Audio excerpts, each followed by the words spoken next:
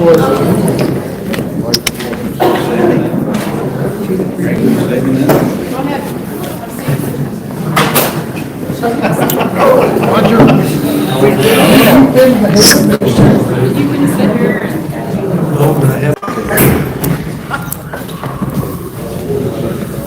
Still some more people coming in. Can you guys hear me without the microphone?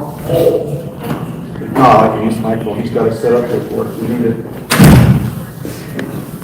Wait a few more minutes here to make sure everybody can hopefully get in. There might be some coming in. The roads were not the best, but not the worst I've ever seen in a while. Bad enough. Huh? Bad enough. Bad enough. Bad roads in Wyoming generally don't keep people from Wyoming from quality stuff.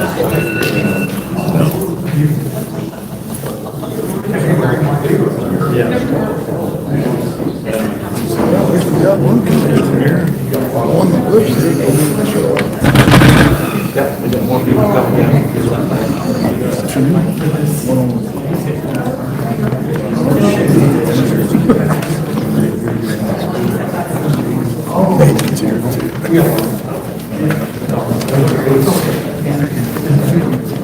I was wondering how you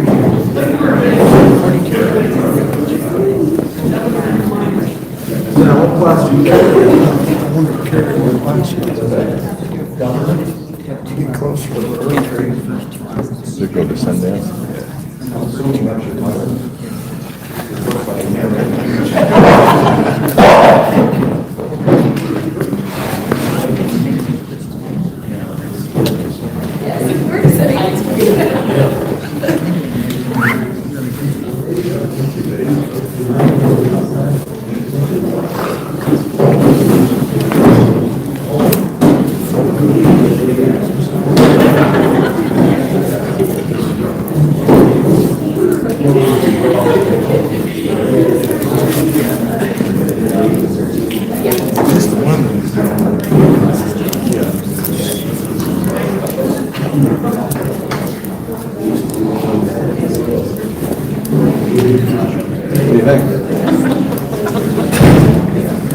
Good job. True that. Only thing that comes to mind right off. What's that? Only thing that comes to mind right off. Yeah. Snow, that helps. Yeah, we need moisture. Yeah. Snow ends. When I came home the other day, there was virtually nothing. Extremely dry, solid. Man, this is awesome.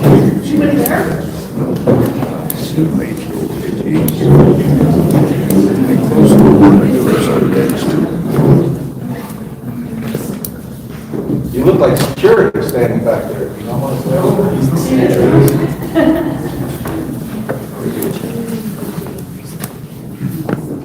Okay, well, I'm sure we're getting close to getting ready to go here. We've got a few more, well, no, she's been here, so a few more people coming. Thank you for coming.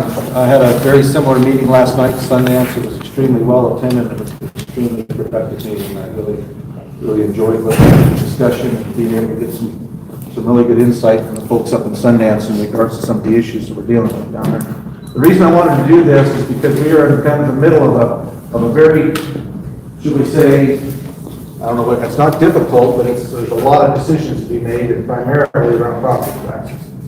And the effects that those property taxes and those reductions are going to have on the state of Wyoming. And that's what I wanted to do, is come and get you guys' input on this, among other issues. There's nothing off the table, so if you want to talk about anything from school to school choice to bills and things that I've signed on to or whatever, that's why I'm here. Let's have the discussion. And hopefully be able to answer some questions for you and be able to have some good discussion and try to kind of figure out where we're at. Basically, what I'm asking you guys this morning is I need to know where you're at on the property tax reduction.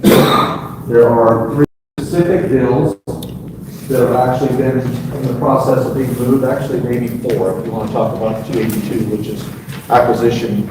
The acquisition that passed the House and is now over in the Senate waiting to be done something with is an actual structural change to how we do our taxes, as opposed to the tax relief bills that we'll talk about. The first one we'll talk about is House Bill 169. House Bill 169 was passed out of the House and has been sitting in the Senate since the 24th of January. It's not passed. House Bill 169 is a 50% reduction in property taxes on residential property taxes, residential property, with a backfill, 50% backfill, $225 million in backfill to the statewide. That bill was passed on the 23rd of January out of the House it's like one short of the veto-proof majority, and it's been sitting in the Senate since then. There hasn't been any action taken on it. That bill, and we're going to get into some really different details on how all this kind of interplays and works with each other, because that bill also has a non-effect, the way it was drafted, on the ballot initiative. There's also some very specific things that we have to discuss about the ballot initiative that is proposed, that is going to be on the ballot in 26. That is also a 50% reduction in residential property taxes, and only the house, the dwelling. It does not take in the land, which would be an assessor would associate with that dwelling. Strictly the home and the footprint that that's on. That is going to be on the ballot in the 26th election. So those things are interplay. Here's the reason I say that.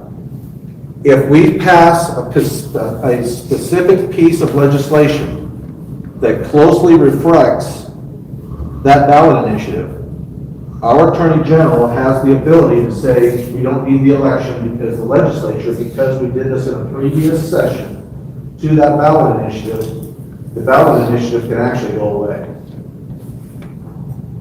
So that's also playing in this discussion, in this mix. Does the 30,000 people or so that signed up for the ballot initiative, their efforts would disappear if we produce something that is similar to what they were proposing? 169 has got language in it that would not affect that. 169 is also for only 2 years. It sunsets in 2 years. The idea being that it would go away, and then the people will decide what they want to do at that point, and if they do or don't want to pass the ballot initiative, which is a 50% reduction. There's no back there on the residents only. The other option right now is what we're dealing with, and I've got in the House, the Senate File 69. Senate File 69 came from the Senate with no backfill. It is a straight 50% reduction in property taxes, but it is similar to the ballot initiative. Would you mind describing what you mean by the backfill? Backfill is, what we've looked at is how our counties are set up. In Wyoming, we have 8 counties that are what we would consider hardship counties. These are counties that their mill is less than $300,000. And so those are counties that when you look at it, it's like a direct distribution. How many of you know what direct distribution is? Direct distribution is when we send money back to the counties, but it's based and it's weighted on those hardship counties. So they get a bigger portion of that direct distribution. Direct distribution, really, from my understanding of it, was put into play when we removed the food tax.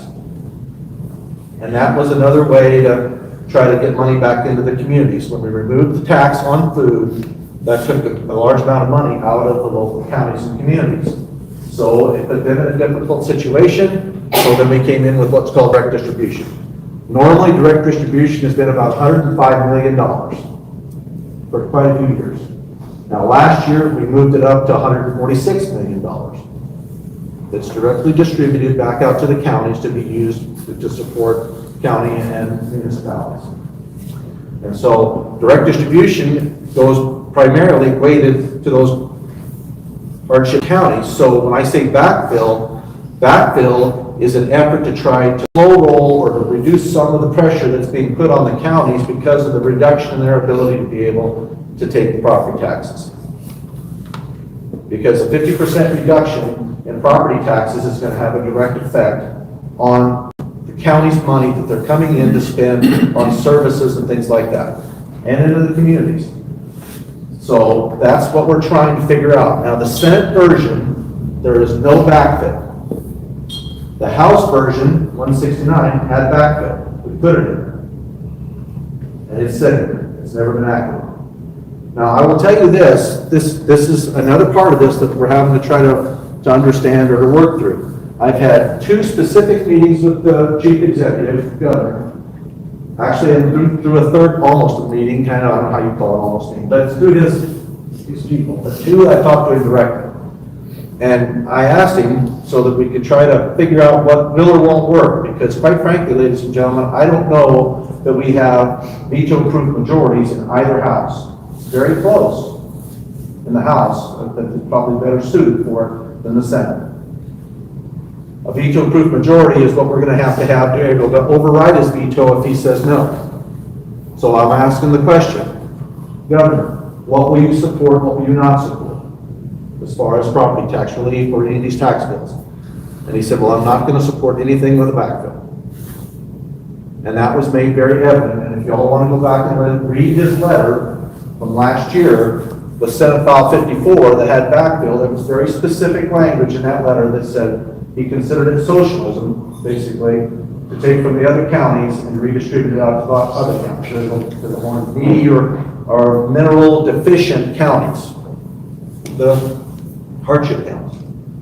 He said, so if you send me a bill with backfill in it, he said, I'm not going to take it. I'll veto it. So that puts us in a different position, saying that we put backfill anyway because we believe that these counties need a slow roll into a potential 50% reduction in their ability to take money in to do goods and services in the counties.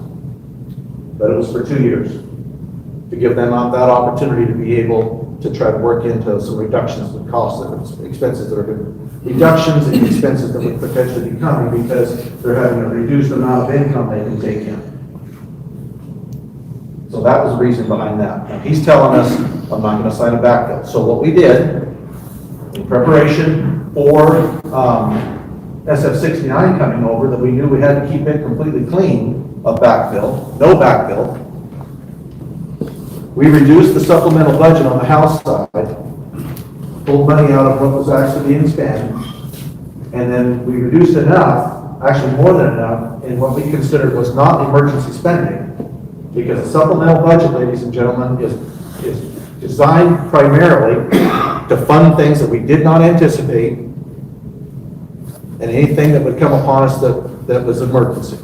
That's a supplemental budget. And so the reason we got a supplemental budget this year was because of the fires. It completely tapped out our ability to be able to fight fire for this next summer. We used it all. The Johnson County fires all around the state, completely cleaned out that fire budget. That's an emergency, so we can fill that budget so that we're ready to go again this next summer. There are other asks in that budget that were not, from our position, were not necessary. There were some pay increases and things like that were asked for from different agencies that can be easily taken care of in the next budget. We've already passed one budget, that was last year. We do it biennially. So next year's going to be budget. We're going to go back in and we'll do those. There were positions being asked for, all these different things. We believe that those things are already operating. They were not necessary right now. We want to make sure we took care of things that were emergency that we had to have before we could go into the next summer. So we did that, and in so doing, we reduced the amount of money that was in the ask. But we reduced it far enough that we could put back in money through the budget, $72 million, to help offset the cost to the hardship counties. So in our budget on the House side, in an effort to make sure that Senate File 69 is clean, and if people want that, the governor will sign it. We took the second course and put money in the budget, $72 million. We reduced it by over 200, put back in 72 for the hardship counties, if Senate File 69 were to pass, in an effort to help them have some help on their budget. So that's sitting there. And he has said that he probably would be willing to let that go. We don't know yet. So we've tried to cover it in other ways to be able to help counties that are going to be most impacted. Now, I will tell you this, it's very interesting when you start talking about the amount of effect residential property taxes have on individual counties. Here's a really good example. Niobrara, just south of you here, is one of the least, money-laden counties. I mean, they just are. That's just the nature of that county, the makeup of it. And they said that this is going to be a terrible thing if it happens in Niobrara County. But when you look at the actual figures, only about 7 to 9% of Niobrara's income comes in from residential property taxes. Almost all of their taxes come in from agriculture. So a reduction in their property tax is going to have almost a negligible effect on their income because of the structure. We have other counties like Campbell County that primarily their income, in Teton County, is sales tax. So they're not going to see a reduction, really. Their primary force in their budget is sales tax. Nobody's talking about reducing their sales tax.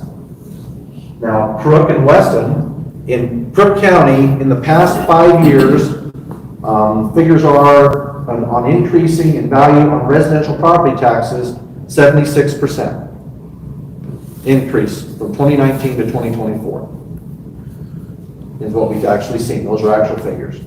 I just checked on my way down here. Weston County, approximately 44% is in the increase from 2019 to 2024. Increase. And you've got to figure some of that is new homes. I don't know how many new homes have been built in here, but there's, I'm sure, some new homes in there that have increased that value. But primarily, that increase has been on the folks that have lived here because of people moving in and paying higher taxes, because we base our taxes on fair market value. So that leads me to this question.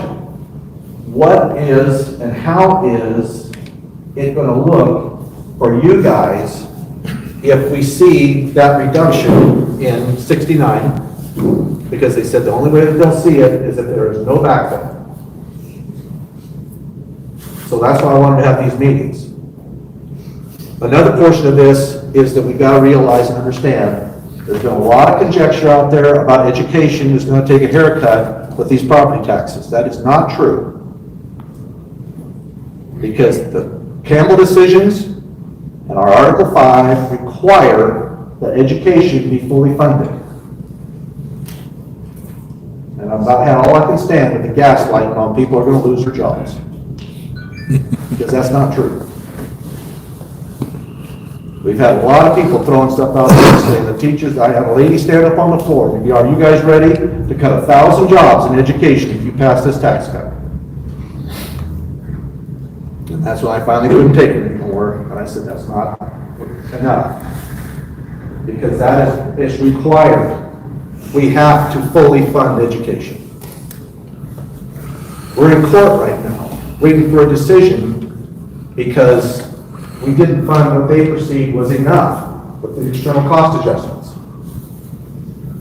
And we'll see how that decision comes out. And I'm sure that's going to be taken on to the Supreme Court. And the last time that decision was taken, it took 3 years for that to be decided.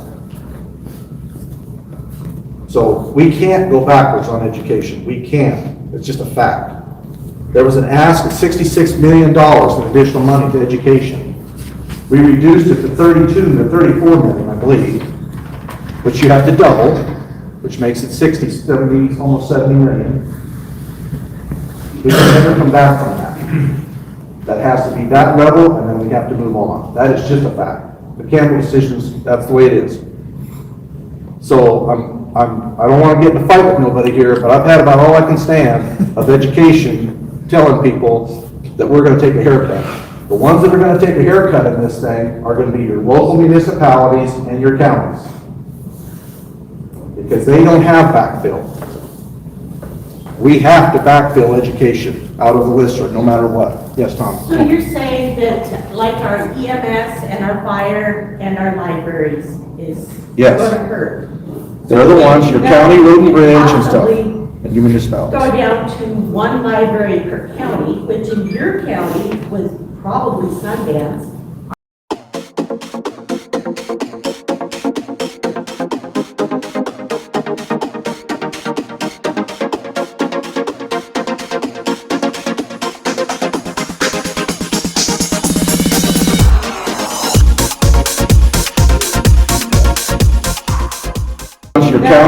ranch and stuff, possibly and your municipalities. go down to one library per county, which in your county was probably Sundance.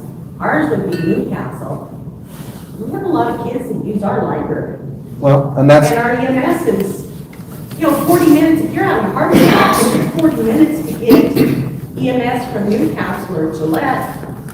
Pretty scary. and that's We have why, no copy of it right now, too. that's why we need this discussion. I need to know where you guys are at, because we have the ability right now, Tony, to be able to adjust that percentage amount, depending on what the people want. Now, you gotta bear in mind, all of this is being predicated on the 50% reduction that's coming in the vote. Everything we've got right now is for 2 years, up until the people of the state of Wyoming decide in this vote. And that's a 50% reduction in taxes, property tax on the house. So that's why I'm asking. That's why I want to know. We have all these bills sitting here waiting to move ahead, but we held them off until tomorrow. Held them off until tomorrow to start them on third reading. Senate File 69 is coming up on third reading, and it got thoroughly mauled on second reading. There was a Clausen amendment that came on there that is actually, I believe it's unconstitutional. There's no way it's stand muster, because the way he said it was that each county, depending on how much increase they had, then there was a reduction in that amount. In our taxing, we have to be equal. It cannot be some counties get more, some counties get less. It has to be equated equally. And that didn't do that. It was also with a portion that said that it doesn't come in until 27. I believe, 26 or 27. So it was a delay. There's multiple things in it that are gonna really hamper. Third thing we need to talk about, anyways, before I get another comment. I just wanted to point out that our county treasurer here in Weston County has run the numbers on this, and we're looking at $350,000 to $400,000 just for the Weston County portion of it. That's not including Newcastle or Upton. So that's our entire library fund. For example, our county fair fund is like $130,000. So this is something that I take pretty seriously, because it's going to hurt for sure. There's going to be some challenges to our county. So we're going to have to say, where can we live? That's what the taxpayers want. That we have to make those decisions. You summed her up in a nutshell, so I just need to say. Because at this point, these numbers can be changed. Now, I can't do anything about the referendum coming. That's gonna be you guys are gonna have to decide. That's a statewide referendum, and then that goes on to perpetuity. Yes, ma'am. So one of the things that I think people are, the fear is that our taxes are gonna keep going up. There's no set limit that I'm aware of that you can increase my property tax year after year. Actually, there is. We passed it last year, 4%. 4%. So you cannot increase my property tax more than 4% unless I sell it? Right. So then Your tax is going on from this point on that House Bill 45 last year is 4% is cap. annually. But at 4%, every 12 years your tax is double, even at 4%. Well, it's better than it doubling in 1 year. 40 to 50%, we were seeing, some people saw 70% increases year over year. So does this tax bill continue to protect that or no? Mm-hmm. Yep, 44% is locked in. That's there. This percentage reduction is on what you're currently paying on your residence alone. And that depends on what you paid for your residence, what your residence value is, your LEA, your, land area, land economic area, all those are effect on that, depending on what's sold in your area, because we get base everything on fair market value. If somebody comes in, purchases a home for far above appraised value, and it's in your LEA, then that's gonna have a direct impact on the value of your home, and that's what we've seen, these exponential increases in people being willing to pay far over market for land. And so that's people have told me that's the unfair part. And it truly is to me, because you're being charged income tax on unrealized income. Because somebody else is willing to pay more for that piece of property, automatically yours has to go up and you have to pay more taxes because they were willing to pay more for their property. And that's where we go back to the conversation about structural change to how we do our taxes in acquisition. And that passed the House, and it's waiting in the Senate. I don't know if the Senate's even gonna act on it, because there's so many people that are afraid that's gonna, change how we do things. Well, yeah, but if you wanna pay more for your house, then I don't mind, and you obviously have come to the understanding that you're gonna pay more in increase in taxes.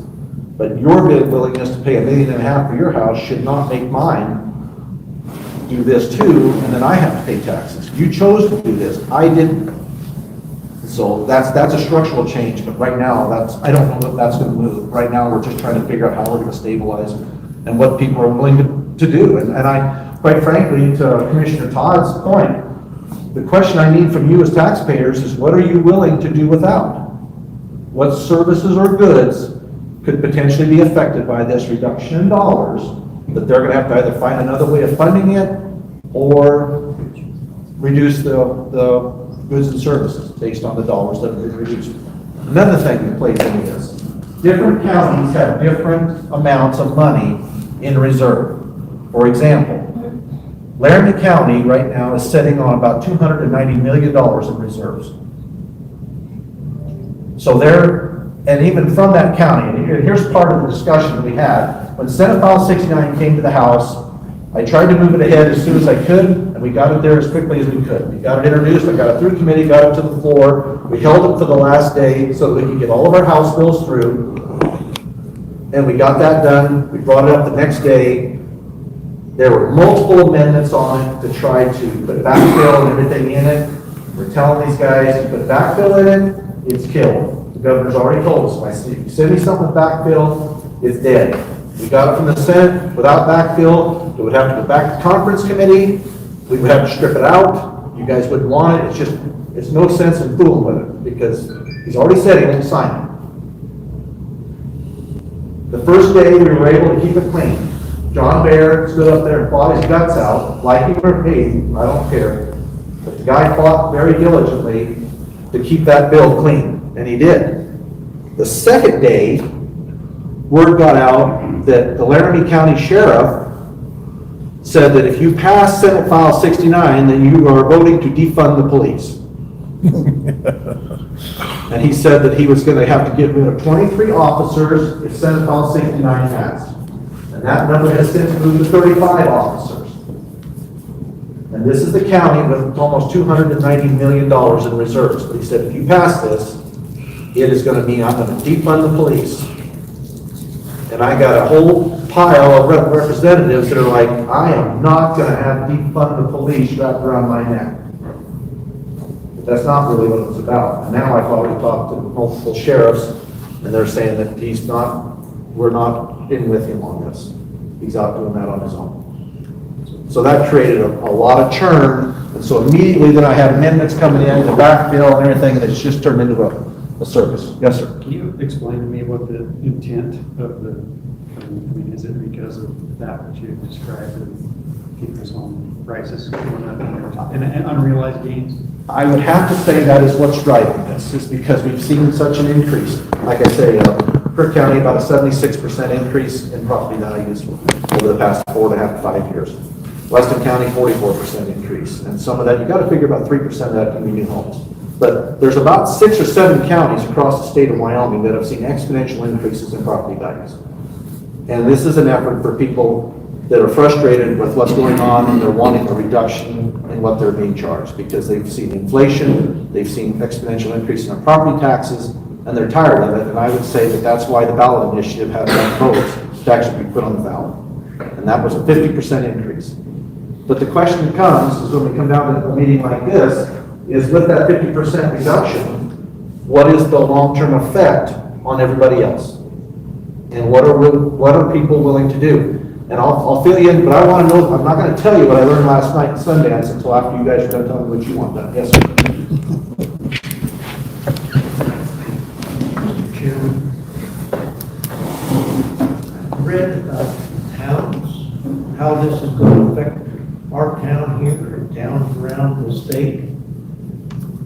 Why aren't anybody in the state willing to stand up and backfill this tax deal? We didn't bring this on.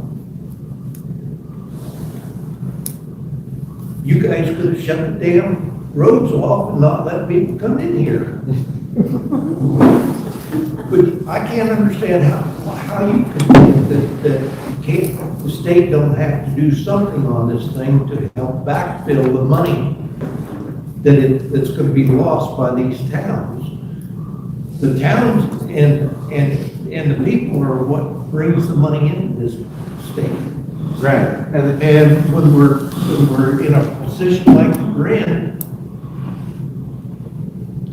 the state walks away from us. Well, I will tell you this, the House has not. The House has provided 2 vehicles with backfill for the counties, and that money is there. But we've been told directly by the chief executive that if you put backfill in, he's gonna veto it. So that's the problem. There's backfill money in the budget to help the counties and the municipalities and the special districts. There's backfill in in House Bill 169 that has been sitting at the Senate's door since the 24th of January. It was written right in the bill to be able to help offset and to bring some of those dollars back. They've refused to take it up. And so when 169 came across, we put in backfill in the budget to keep it out of the bill so that we could have property tax relief if that's what the people wanted. But there was money in there to come back in and help the counties that are going to be the most impacted by it, to slow roll it into them in preparation for what the people are going to vote on here in 2 years. Because the folks are going to vote on a 50% reduction. Yes, Mark. I'm going to jump a little bit. I'm going to go back to I have no idea what Wyoming County is. There are a lot more people that have a lot more industry. I mean. They're not a hardship county.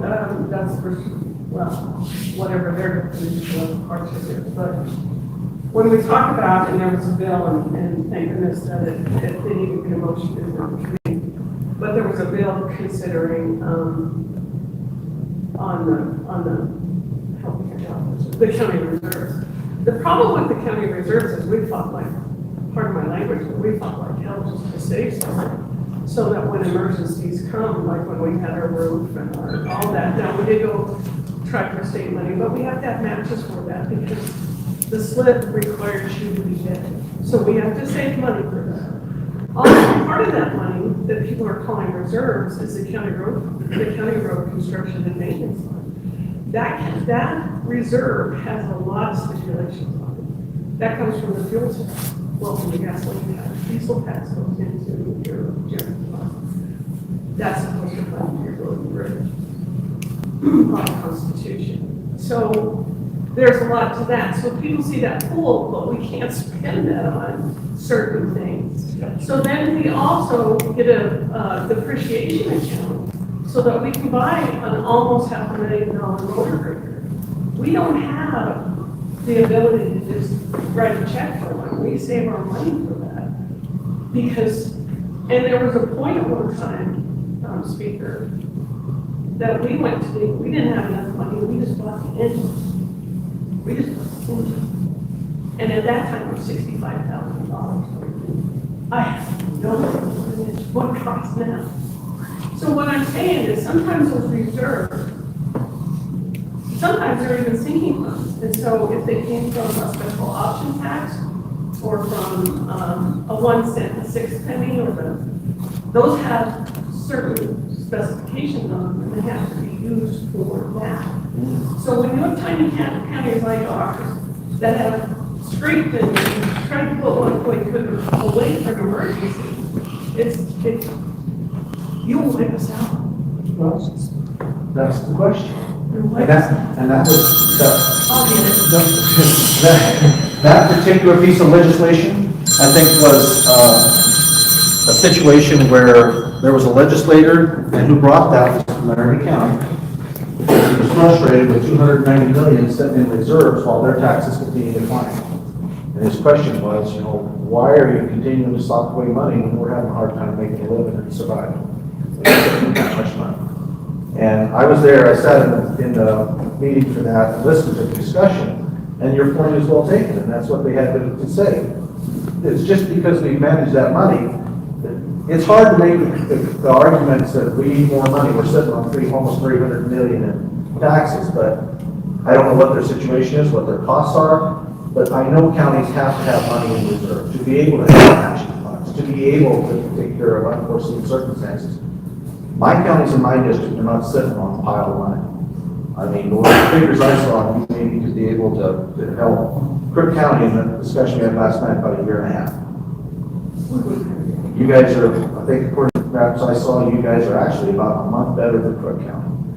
But what you were looking at in that was the audit with all those interesting monies tucked away.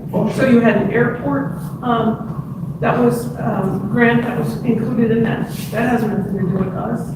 I mean, so that kind of, there's so many bits and pieces there. Yeah. And let me tell you another thing. Since I'm sitting here. When we do our budgets are based on assumed revenue coming in. So we have to work it on an estimated manual that estimates what's going to come in. There is no guarantee. So let's take, for instance, bill payments, which can run from about 350 to 400. Just so people know, bill payments are payment in lieu of taxes that come from the federal government on lands that are in your county, that the federal government is basically paying to the counties as. And Weston County has about 20% because the Thunder Basin rest. So we have a law. So if we don't get a CR or a continuing resolution in the federal government, we don't get paid that. But we put it in our budget already. So what happens is we have to adjust, and we are required by the Constitution to have a balanced budget. So what we have are balanced accounts to balance that, and with the hopes, that's not guaranteed money.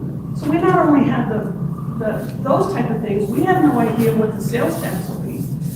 I told the other representative that when Taco John's left, you'd be shocked what it did to Weston County, the first time. You'd be shocked what that tiny little wonderful business did to our sales tax. I don't know. So we don't have the kind of industry that can cover that. And so those hits are major to us. But when we do a budget, we're not sure. You end up with these accounts that look huge, you know, and it's always been me saying, don't you take money out of that account because you don't know money's in that account. Because the budget side is not real money. The treasurer is real money. And we don't know who's going to pay their tax bill. You know what we don't know? Because oil and gas can take 2 years. Then they can come back and get their money back. I get Instead it. of $32,000 check. I get it, and that's the whole reason behind this meeting, is the taxpayers need to understand that. And that's why I wanted to have this discussion. Is because everything's being held right now before anybody drops the hammer and do anything. Because of the impacts that it's going to have on business services in the county. And so being levels, we can adjust. And that's my question to you as a group, is what kind of tax relief on your residential property tax are you looking for? And depending on the amount that you choose, that we can get past, this is the effect it will ultimately have on the communities. So I have a question. What's that? I have a question. You had mentioned earlier. So is there ever a conversation about that returning? Oh, yeah. How I many just had other that states don't conversation, Ms. Miller and I just had that conversation. I asked her, what do you think about that? When we start talking about doing that, if the food tax came back in, then the direct distribution would go away. So that's the thing. It's not like as if you get the cake and eat it too. You're gonna have your food tax, and I think did you say it's worth about 800,000? That was 2000, whenever it came out, that was always. Yeah, I When mean, did it come out? When did it leave? When did it leave? I was long before my time. 10 years ago. Yeah. And why did it leave? Why did it? No, I wasn't here. I was here, but I just, what was the discussion? Why did the food tax? Because at that time, the state was flush. Very good. And they were Okay. trying to help the doors. Well, that explains that. Grocery tax is supposed to be backfilled by the state. And it is, that's called direct distribution. This last year, we put 146 million into there. And so that's the thing. Evidently, from what little bit I can get of this, the food tax was removed because the state was in a good position and had plenty of resources. And then they backfilled that was taken away from the communities through direct distribution. That was the 105 million, that kind of was a static number for a long time. And that just got bumped to 146 million here this last go around. So, somebody else has a question over here? Nick? Speaker Neiman, to me, the property tax increases seem like a symptom of a growing and stimulated economy. The new store. This is the one-stop shop. We have a pharmacy. We have a bootlegger's liquor. The deli, the food that you can get at a lunchtime is so amazing. The coffee shop. Certain Friday mornings, there's 30 people sitting here in all these chairs. This is the hub for people to come and visit, have their coffee, have their donuts. It's amazing what this area has done. Totally amazing.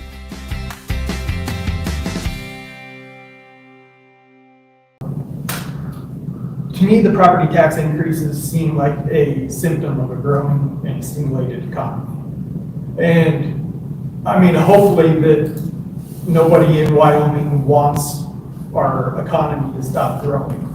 And I mean, so what's the end goal of this? Continually do property tax cuts even after the sunset and then have more legislation come through? Because Wyoming's a great state. We all love Wyoming and people are going to keep wanting to move here to the coast. Property tax isn't going away, it's going to keep going up. So I mean, I just don't know what the resolution is. As far as reducing these taxes, you mean, for the residents? Well, I mean, I'm not certain that we need a reduction in property tax. Obviously, and I speak as. Hey, that's what I'm here to find out. Okay. How much you guys want, and if you want. Upton balances our budget out of our general funds currently. We have not an ounce of fat to spare. When we talk about 8 or 9% cut in property tax, I think was the figure given out for Weston County. I mean, if Upton was to suffer a 9% cut in something, it would be, we're already too bone. I mean, I don't, we are already on a skeleton crew of city staff. We're currently have no police officers, looking to hire a new chief of police. I mean, we'd be in crisis with a 9% cut. So, Mr. Speaker, when the states suffered quite that downfall, the turn, it was about in 2013, 2014, somewhere in there. We asked our departments to take a 25% cut. 6, 7 times, do better, try better, do better. It was to the point where I think we ended up between 11 and 15%, and it was great. See, and I hear you, and that's why we're having this discussion. The reason I'm wondering is, what do you think the temperature is of the voters when in 2 years they're going to have the opportunity to vote on a 50% reduction in resident property tax? Will they vote it in? And then there's no backfill. The interesting thing will be the interesting thing for us to be able to say to them, we can't follow your vote. Well, and so now, that's going to lead into my next question, sir. I've got a question. We're talking about what cuts it would do to the counties. Well, property values have gone up and property taxes have gone up in the last 5 years. Revenue for the counties has gone up dramatically in the last 5 years. I believe Commissioner Todd said this would be about a $300,000 cut to our county. What revenue increase has the county seen in this time period we're talking about? I can tell you. I actually have it. 2019 agricultural totals. Let me see, which one is this best in?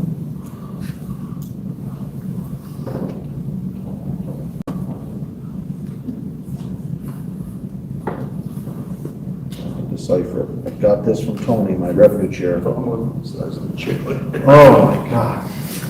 And I make it big and then I lose the lines. Let's see. County mill levies 2019 total assessed values. Where did Tony send it? Oh, here we go. What it basically was, okay, here's what we're gonna do. I can't beat that crap. I can tell you. I'll tell you straight out here, because I got a guy sitting here with it pulled up on his screen. I'm gonna phone a friend. I don't have to know all this crap. There's other smart people that know stuff. Oh, don't be not available. What it boiled down to in Crook County, for example, it went up about $3 million total Total for the county, for the county. which includes 3 schools point- and all the districts. Erie counties, okay. Yeah, see, that'll, Counties only get 12 hey, million. hey. No, I'm here with these folks in Upton, and there was a gentleman just asked in the audience, what was the actual increase from 2019 up to 2024? I was trying to look at your schematic here, and it's, I can't make it big enough and still follow the lines on the phone. It's the size of a chiclet. And so, yeah. So tell me, what was Weston County's dollars they were receiving in taxes, specifically residential property taxes, but taxes overall, 2019 to 2024?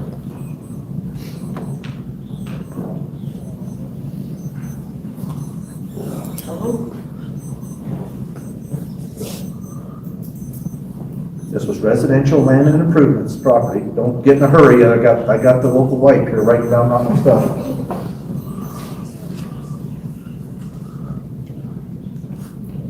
Okay, 44.36% was the increase. We talked about that. But what were the actual dollars?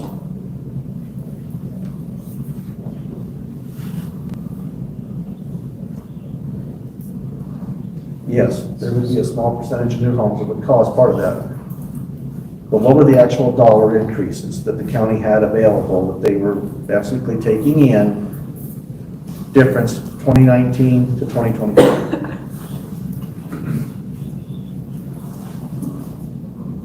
Okay.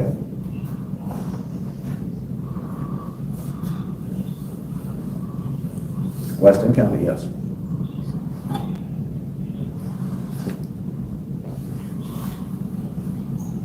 Now that was on what? 4.645 million on what? Residential land and improvements. That's what the county took in, those actual figures. What were those figures in 2019?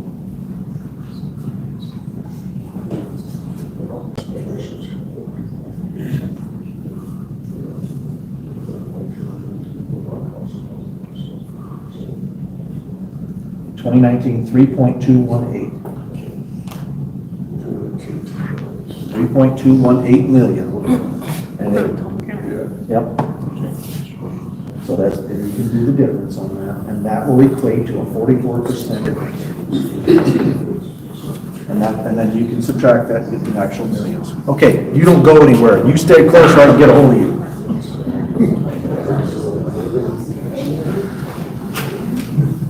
This comes from the Department of Revenue.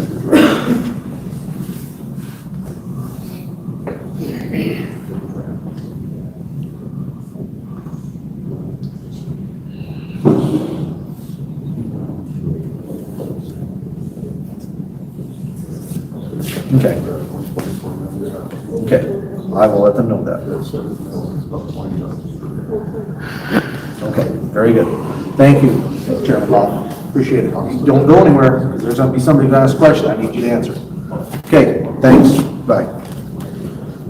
He is a good guy. But Speaker, the reminder has to be that counties get 12. Can we just have the numbers? Cities get 8. Right. So that's the breakdown, and you got to break that figure down further. 1.4 million. 1.4 million. So 1.4 million increase in tax revenue for the county from Correct. 2019 to 2024. Yes, sir. And this would equate to a reduction of about $300,000. Is that correct? 300, is that what you said? 350 to 400. 350 to $400. Okay, so if I mean, if you do the math that way, 1 point what? 1.4. So you would still be, at this level, with this reduction, you'd still be $1 million higher than the 2019 levels. In taxes. But here's the other portion of this that has to be factored into it. Inflation, the costs, everything goes into that. So, I mean, and you also got to factor in that just normally, I mean, if you draw a line, what we saw was basically 2019, land values were climbing, but not exponentially. They were kind of pretty stable, but climbing. What we saw is this. So county revenue has gone up. And they've gone exponentially higher because of the demand for the property. Inflation or cost of living.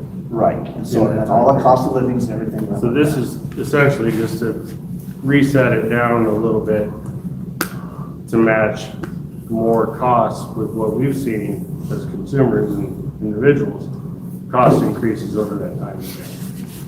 So county revenue has gone way up. County revenue has gone up about 44% in that perspective, but you've got to figure a portion of that 44% is also county expenses that have gone with it, like everybody else has paid. About, would equate to about 25% Yes. reduction of that increase. I think you're getting, yes. So it's not, here's the thing, and to your point, the way it's set up right now, the counties would still be, getting more money than they would have normally if things would not have changed, but it would be a reduced amount. So it's not like as if we're drawing the line and we're gonna take 300,000, now you're below the line, you're up in here and we took a reduction in here. You know, and that's why we're having this meeting. I need to know, what can you stand? What can the taxpayers, what do you as taxpayers understand about the impacts that this is gonna have on the services that the county provides? Because there's gonna be a reduction in the amount of money that they have to spend. And that's why I need to know. We can adjust that amount, but you've always got to have, ladies and gentlemen, in the back of your mind, at least I do, there's a vote coming up here in 2 years where the people of the state of Wyoming are going to determine 50%. Go ahead. So when the assessor just gave us a worksheet based just on residential and single-family homes, the loss to the county, and that's the entire county, so your 62 to 72 mills that go to schools, your 3 that go to your weed pest, your 6 going to your hospital, we can keep going, will be a smidgen over 2 million. So when you talk about your 1.4, we're losing 2 million. And that's just those. And that's just with this, the basic worked out. And that's why I'm here. Because whoever's not involved with making sure that these services are provided needs to have that information so they can say, we will live with less and we'll expect you to live with less, or that's not acceptable and we don't want to see the reduction. Mr. Todd. And I'm going to say, as far as the schools are going, I can't really comment on that, but on the countywide side of that, I think we made every ounce of that up in inflationary costs. A bridge on Thunder Basin, out on Thunder Basin was $2 million. The fuel is incredibly expensive now. What we all know, I don't like paying taxes either, but that money has been eaten up by inflation, almost all of it. And our sheriff's department right now, I think, is down 6 officers or something like that. We can't even afford, because the state made some changes where you can go work at the penitentiary up there on the hill without having to have a certain amount of training, yet they have to pay X amount more. 27, starting 27 an hour. 27 an hour. Our sheriff's department has to get this training in Douglas, and we can't pay $27 an hour to these guys, so. The governor actually did that. So It hurts us. it's not, I don't think that, was a governor. we haven't gained, the county hasn't gained certainly. I can't speak for the cities or towns, schools, but. So with that in mind, and this is why it's important that you guys are all here to hear this, because this is what I'm having to sort in the soup down there and take a snorkel and try to work through this. Okay, so there's another horse in the race. Senate File 153. Senate File 153 is a response to Amendment A. How many of you know what Amendment A was? You voted on it. Amendment A created the 4th classification of tax. This is what it was we had agricultural, we have industrial, we have commercial residential, used to be together. Amendment A separated them. So now you've got 4 classes. And what it did was it allowed for the ability to put a different level of taxation on residential if we saw fit. But here's the caveat. You cannot be more than 40% from any other class. So currently commercial is valued, or the percentage is 9.5%. If we want to give reductions to to residential property tax in that class, the most we can lower it is to 8.3%, which would lower you to 8.3% on your value. That's what we would assess you at. That would equate out to a 12.5 approximately % reduction in your property taxes. That's the other horse in the race. And I was told,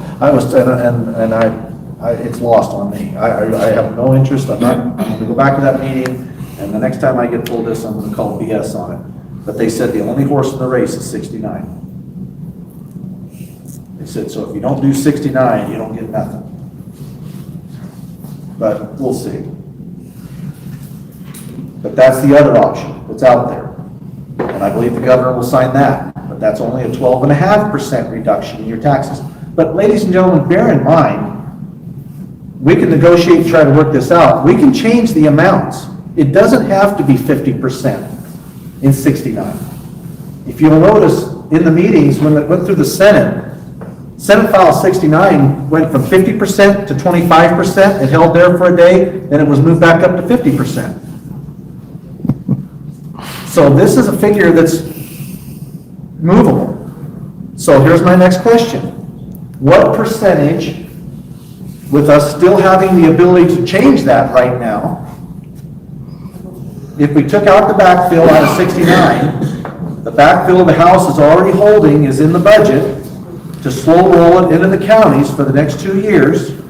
That's $72 million designed for the hardship counties, those 8. Crook, Weston, Washakie, Hot Springs, Bighorn, Niobrara, Goshen, and, is that 8? 7. There's 8. It's 5.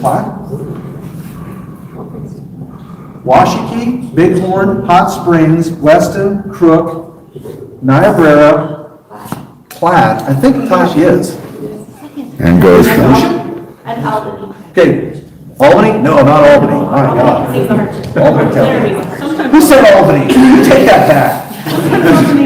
So, Believe it or not, because they have mostly land that's not, Albany County? yeah, because, Cheyenne, Wyoming? no, that's Larry. because they have That's right. university. Yeah, the university, but it's not Albany. So it's essentially choosing a 50% to try to kick out the 2026 vote? 50% was just reflective of what the people put on the ballot initiative. It was because the people put 50% on the ballot initiative, evidently that was something that they wanted, and so we mirrored that. And so, but this can be adjusted, and everything we're talking about is for 2 years. If that ballot initiative passes, that goes on for perpetuity. We're talking about a constitutional amendment. Yes? Do you have any idea, because they just passed last year the 50% for the 65-year-old, you know, and you've been in your house for 25. Has there been any idea how much that's going to reduce? That's about 300 million.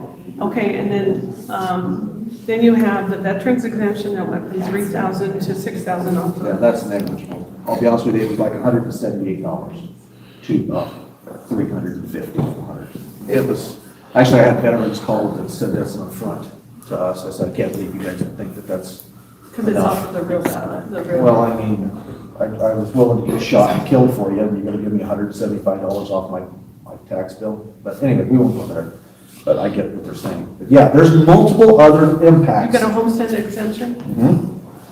Yeah, they're all in there, and that's why we need to know And how your much more we can 4% spend. And the 4% cap is there. Yes, sir. So to bring up a point that I don't think really has been addressed, my mother works for Campbell County, and that hospital just this last year lost about $10 million.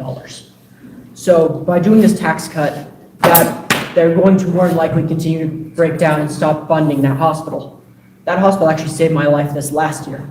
Without having that, everyone in this county is actually in detrimental danger because those hospitals here can also close down. How do you think that's going to affect that? Yeah, I can't tell you exactly the numbers, but it's going to affect it. But, you know, through management, we don't have, but I think 2 hospitals in the state of Wyoming that are solvent right now. And I'll tell you this, Medicaid expansion isn't good for hospitals because they can't get what Medicaid will pay back on what they're doing. And I just got told, now get this, I know this is something we didn't go into up in Crook County. It's interesting that you would ask this.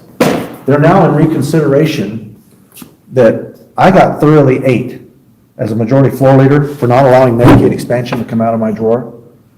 We're one of 7 states that didn't expand Medicaid based on the fact that the federal government said, if you'll do it, we'll pay for 90% of it. You only have to pay for 10. And I didn't do it because I couldn't count on the federal government to hold up their end of the bargain, and I didn't know how long they would do it. I just had a sit-down visit with leadership. This is now going into reconsideration under the Trump administration. They're saying now they're probably going to reduce the Medicaid backfill to 50%. It would have ate Wyoming's lunch because we'd have started at 10, expecting that to stay. We would have been expected to come up with an additional 40% in funding for the Medicaid expansion. And I was told, thank God you didn't expand, because the guy that was supposed to be holding up their end of the bargain is going to reduce what they've been holding up, and you'd have to pick up the pieces.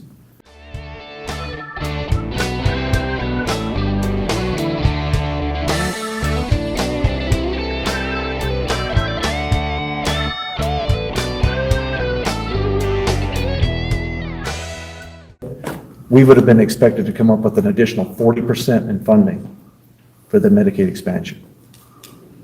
And I was told, thank God you didn't expand, because the guy that was supposed to be holding up their end of the bargain is going to reduce what they've been holding up, and you'd have to pick up the pieces. So if you want to add a little something to this thing, I appreciate you bringing that up, because it would have changed dramatically property tax reduction in Wyoming, because we have to come from that money up from somewhere. You cannot, I don't care how you cut it, when you offer an expanded service, people don't like to see it go away. So that's to your hospital question.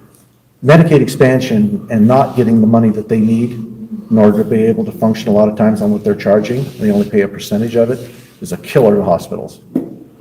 So that's also a large part of the question that you're asking. Can they stay solvent? This is going to have a direct impact on them. Yes. It's going to change management. It's going to change how they do things. I've got a Campbell County Memorial Hospital clinic in Hewlett that my county said that they couldn't afford to add to their deal, but Campbell County did. And now we've lost the doctor over there because he went to South Dakota for more money. And they're still paying for that expense to have that clinic open. I love having a clinic in Hewlett, but Hewlett has 2 clinics. So where's the common sense in that? A town of that small with 2 functioning clinics, they're having to be subsidized by something else to keep them alive, because there's not enough people in my community to make that work. So there's some management questions that need to be asked. Is that a wise thing to offer? You know, so, and I think that's where it all boils down to, is what can we afford and what can we not afford? And where's the money going to come from? And that's the question we're asking today. Yes, sir. So I'll be right to you. Oh, sorry. Is the showdown basically, you've got this 2-year trial, right? And what we're looking at is to backfill or not to backfill. Correct. Right? Is it because you've got one side that doesn't want to backfill, because they kind of want to see how we'll respond to that, and how it will hurt us locally?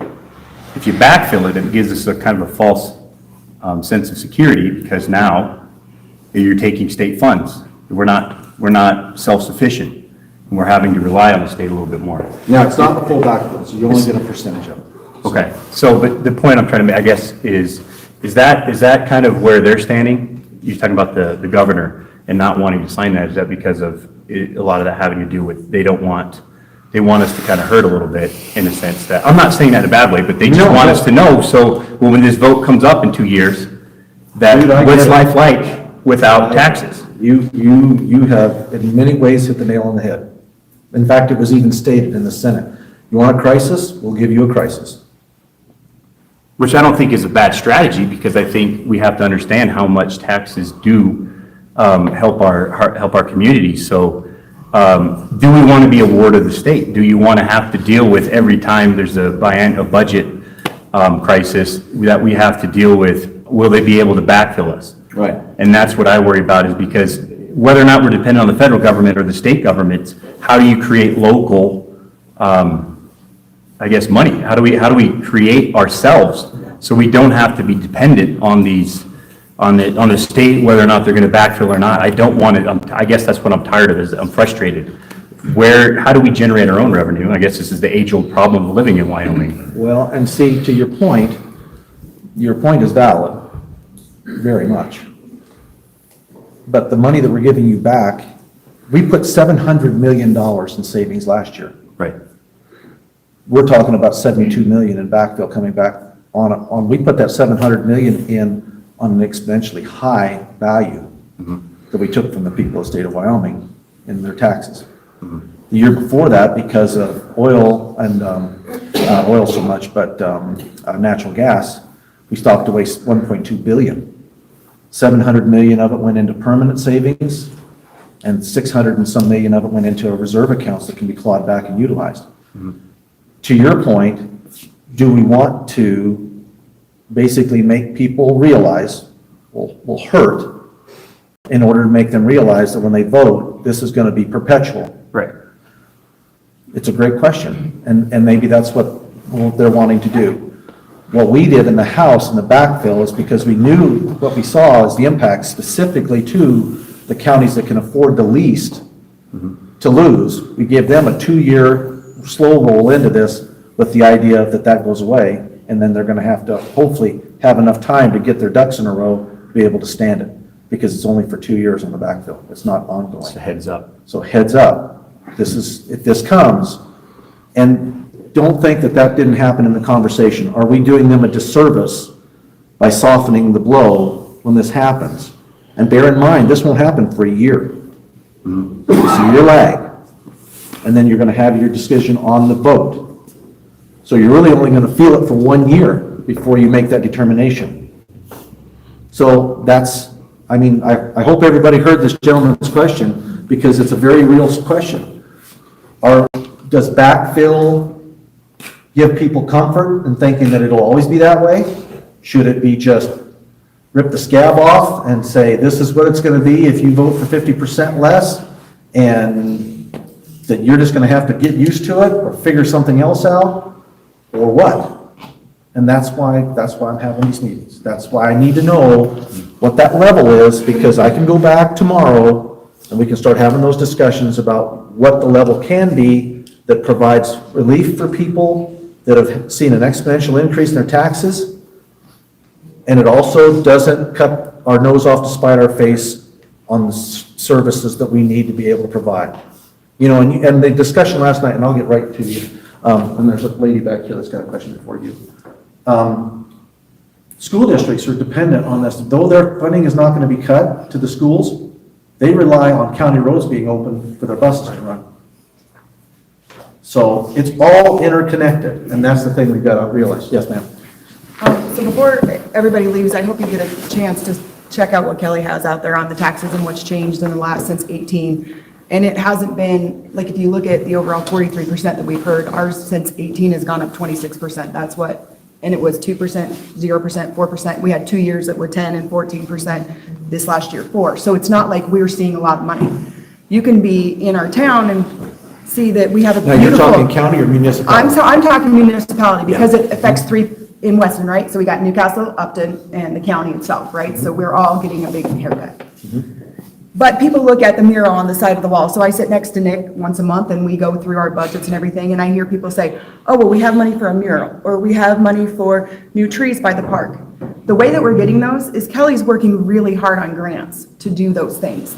The way that our roads are getting fixed and the water and sewer is getting fixed in town is Mark goes and works really hard for our town to get grants. I think that there's a lot of people who don't realize that a lot of the things and improvements you see around town isn't coming from our budgets. It isn't coming from the money that's coming in from our taxes. It's coming from the people who are in our town are working really hard to get that additional funds. And so without that money, we don't have the ability to do the matching grants for a water project or a road project or any of those things. That amount of money is that and it's not a lot. It's like what, 40? What's the difference between if it were a 50% cut? That's $23,000 a year. Yeah, it's not a lot, but that is what we have in our fire department fund. That's what we have in some of our other funds, that it will wipe us out on those funds. We can't go get that somewhere else. We don't have another way to get revenue in our town right now. We have a very, very small budget. I get it, and that's why these folks sitting around you need to hear this, and that's why, so that they can tell me, you know, what they Yeah, want I to do. wish that we could have an education session on how the money's broke out and how it can be spent. Because you can look and see and say, oh, well, this water fund has X amount of money. Why can't we just use it over here on roads? Or why can't we use it over here on something else? Because there's laws. It's Like colored. when Marty was talking about all the different laws that you can use on this or that, like if you looked over there right now, it shows that there's money in there for the golf course. Well, that was privately funds raised in a grant. None of that money came out of the city. Oh, you guys did match a grant for it, right, yep. But all those things are individuals working really hard. We have people who work really hard to raise money for the gun club, and that'll show up on their budget because they raised it and it came in. But it's not like we're getting all this money from our people in this town and just spending it wastefully. We're working hard to improve it as well as keep the lights on. Yep, and see, and that's the same discussion we had up there last night, so, you know, and the question was broached. Who needed $1 million water splash park in Sundance? And now the town of Sundance is gonna have to figure out how to continue to maintain it, because they have to provide maintenance forever. And they said, well, then was that a smart thing? And that's something you guys have to decide, I can't tell you that. You know, and there's programs like Old Stony, that came up. Do we wanna continue to put $2.5–3 million more dollars, they're asking state funds to finish Old Stony? You know, and whose responsibility is that? Is that the state should be redistributing your tax dollars to Sundance? They took from you down here and severance from your oil or whatever and put it into Old Stony for that community? And so that's when these questions and these discussions start coming up. What do we need? What are the needs and what are the wants? It's like the statement, you're driving a Cadillac, but can you get there in a Buick? We're already in a Buick. See, that's the question. You're gonna put us in a pinch. I mean, it's okay. As long as I get you there, my job is to get you there, yes. Hi, Mr. Speaker. Can you talk about the backfill as it currently is written? It's grants, not loans, correct? So The backfill to the towns? yes, Yeah, it would be just out of the general fund to but these it would towns. be grants. It wouldn't be loans, right? It's not loans on that, no. This is So just- communities would have to go to the legislature or the state. No, the way that it's designed in the budget, onto the hardship counties, it is declared, it's based on the percentages. A percentage of what they're losing are being reduced. So it was basically 72 million is what we got in there in order to help backfill a percentage of that based on 50%. The 72 million was about to backfill approximately half of what they would be losing for the next 2 years to the hardship counties, to those 8. So Now, there's other- it would be just distributed back. It wouldn't be a grant situation because as I understand it, it's currently a grant It's just, situation versus. it would be distributed back to the counties as based on a percentage of their reduction of the numbers from the DOR, Department of Revenue. Okay. And so, and then any of the others, now, coming from the Senate side, there was also backfill for the special districts, fire and EMS and things like that, and that was coming through on their side. And we'll work those figures out in the budget reconciliation or when we come to it. And so, but there was an effort to try to provide that too. Our side was for those local counties that are below the 300,000 mil, as just dollars to come back into them to help supplant that reduction that they would see if the 50% hit them. And so, and that's the other part of this that is so difficult because the counties are affected differently. We talked a little bit about earlier. Niobrara is a very small percentage of their actual income comes from residential. Their primary driver is agriculture that's not going to be touched by this. So if we backfill them, depending on how this works, I mean, they could actually come out, they won't come out ahead, but they'll come out almost 100% based on the amount of percentage of their income comes from that. Yes. I think it's worth mentioning too that like Wyoming's like the 7th most friendly state for taxes in the nation. So we're shooting to be number 1. But yeah, so I mean, we're relying entirely on our oil, gas, coal reserves to fund all this stuff. And now we're talking about robbing Peter to pay Paul with backflow. And at some juncture, I just think let's wake up and smell the coffee. We're catching up to the real world here. I mean, this is a fact of life. We want things, nice highways to drive down. We gotta we gotta burden some taxes on ourselves. Well, and that's the conversation. I mean, you know, you look at what's happened even on the tax side of it for education and money that we've been sending to the county. My taxes on the ranch, for Joni and I've been dropping the assessor since 2000, in the last 10 years, on the ranch, agriculture and my residential taxes on my buildings and stuff like that have gone up 156% in the past 10 years, a little over 10 years. But what that's done is that where I'm paying a larger share of the requirement, the responsibility for education that we're being demanded of based on the funding model. So what that's done is that is now taking some of the burden off the state of Wyoming to backfill, because there's a required level that has to be filled. So now, because of the increase in the value of my property, I'm taking more of that share, that burden, which is reducing the amount of pressure that's being called on our suburbs and our extractive industries to have to backfill to that. I think currently there's only, 2 recapture districts? Campbell and Teton, maybe Converse. Converse probably, because of all the expansion right now of the mineral industry. So the idea that we're starting to shift the tax burden is starting to come over onto property tax owners more, from as far as education in Clark County. You know, up in Clark County, they're spending an additional $3 million based on that 76% increase in what taxes are bringing in. I'm paying more, I'm paying 76% more. Question then is, and I've been asked by people, am I getting 76% better roads? Am I getting 76% better education? Am I getting 76% better special services? Where's the money going? It just keeps climbing. But are they improving?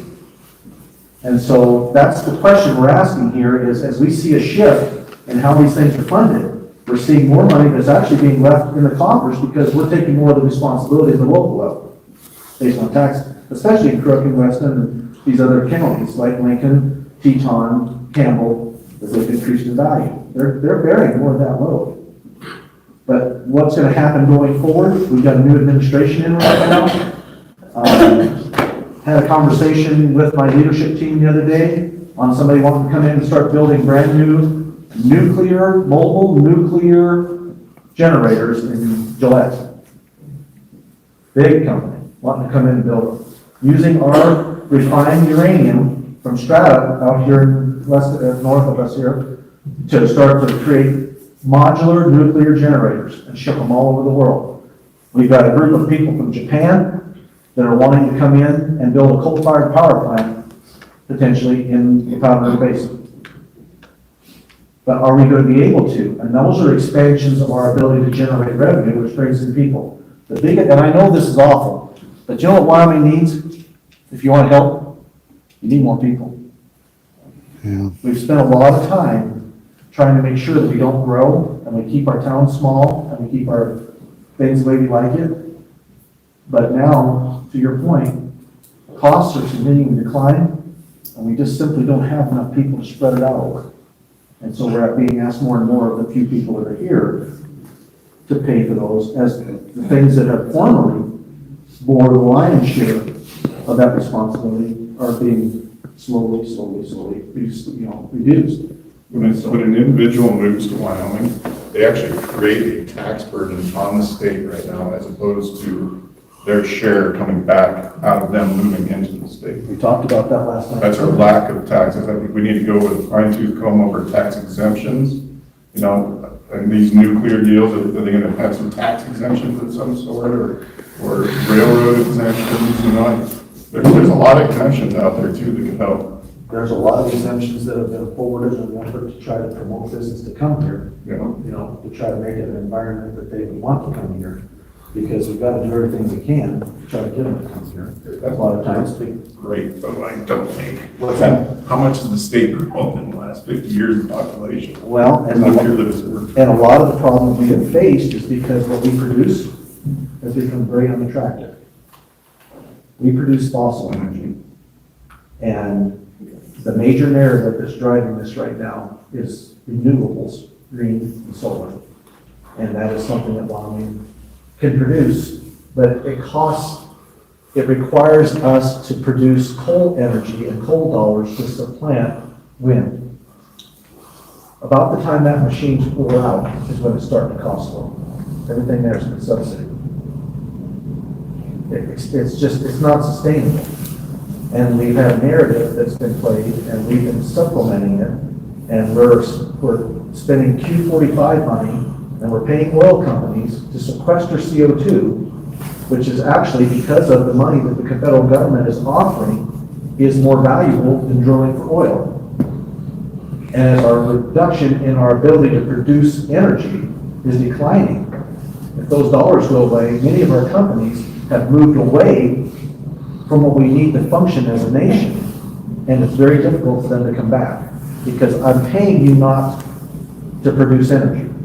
I'm going to pay you to sequester CO2, which blows me away, because that's the primary building block of all life on Earth.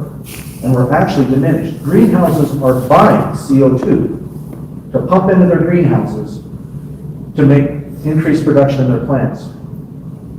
Why are we paying companies to pump it into the earth and sequester it in caverns under the ground? Because we deemed it a greenhouse gas that was destroying the earth. And we're actually, ideal growing conditions are 1,300 parts per billion, I guess, whatever it is. And we're currently at a little over 400. We've declined much more, and we'll get to where life won't grow. We need more CO2. Believe it or not. Read it. I'm not bullshitting. That's true. And yet we're paying people, we're paying people to bury them here. As the point guard, as a team leader, what do you do personally? What do you do to help your team get to the level that I know you guys all want to be at, and I know your fans want to see at? Yeah. Well, I'm not going to stop, preparing and working hard when we're not in practice. I'm going to continue to get in the gym. But as a leader and a teammate, right now, we're coming off a losing streak, and we are the desperate team.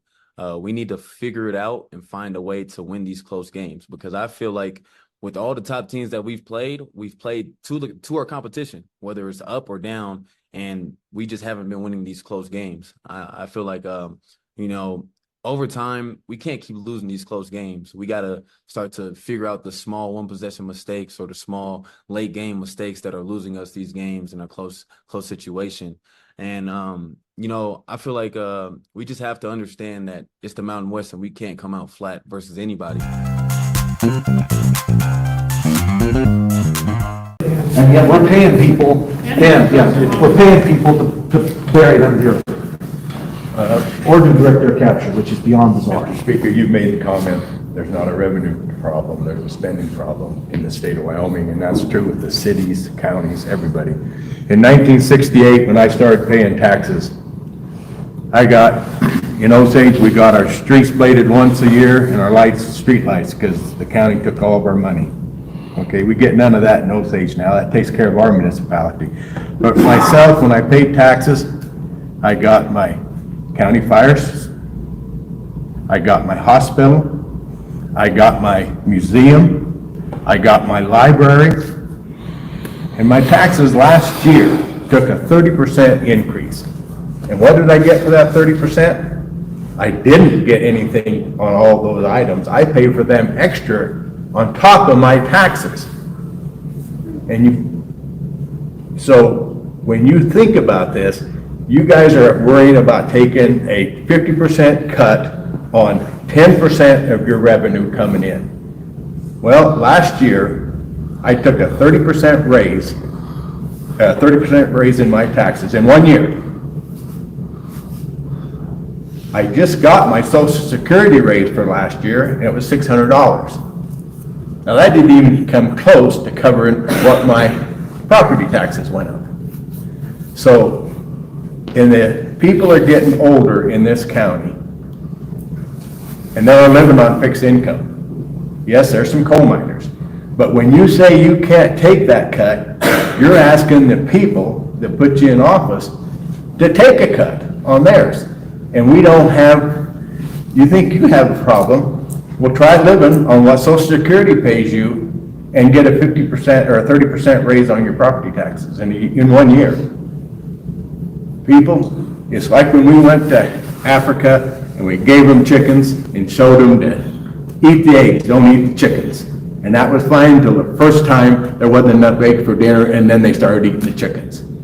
Well, your tax base, you look right here in Upton and Newcastle. How many new houses have been built in Newcastle? They don't. Osage is getting some because they won't build in Newcastle because it's too expensive. You're killing the golden sheep here, or the golden goose, or whatever. We're all in this boat together. And if you want the taxpayer to take a cut, which you are, by you took a 30% increase, which is way above where you were in 2019, the taxpayer has got no break. It's just keep going. And the majority can't afford it. And Wyoming is an older state. Even the rich people that come, most of them are retired. Well, what are you going to do? You want to keep Wyoming people here? You're going to have to give it. Chip can tell you a case, and David, I just heard a case, like a family here, a man and a woman, had a nice little ranch. They got old, they needed the hospital, they bought a house, moved to town. Property tax was fine. 10 years later, the property tax got so high, they sold their house in town and went back out to live on their little house on the ranch. And that's what I'm seeing here. Look at Upton. I went to school here. All the town buildings are being built are out there. They're not in the city limits. If Upton's got a problem, you need to get your tax base back inside the city limits. And you're not going to do that by keep raising their taxes.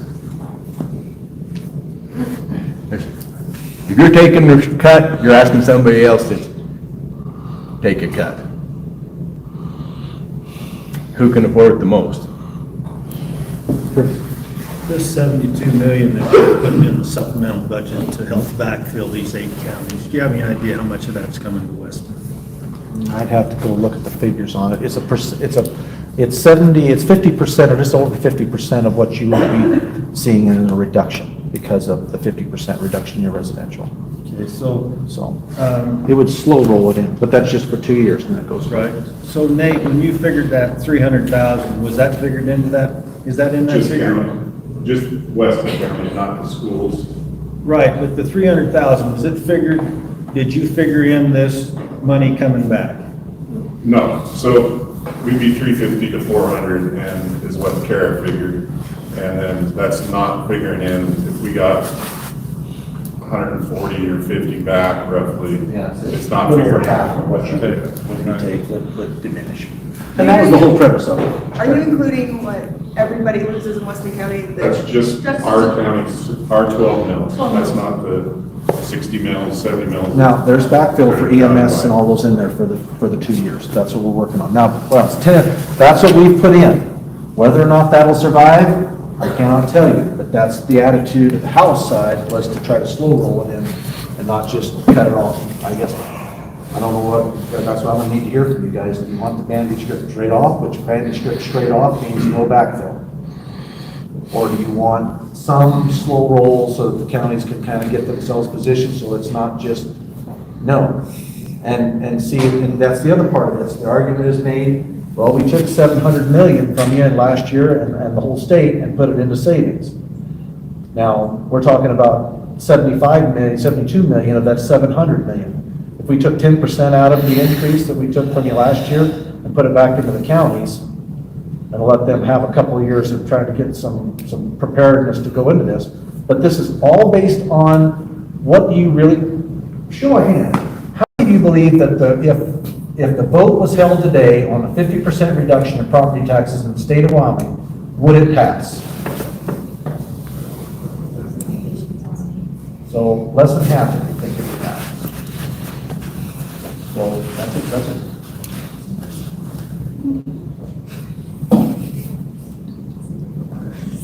Is that also asking how we would vote? Yeah, how many would vote? You better all vote. How many would vote for the 50%? How many would vote for the 50%? And listen, guys, this is not, I'm not asking you to stand up and then get yelled at by everybody else. That's why I'm having these meetings, is so that we can have an honest, open discussion about what it means to everybody and the impacts.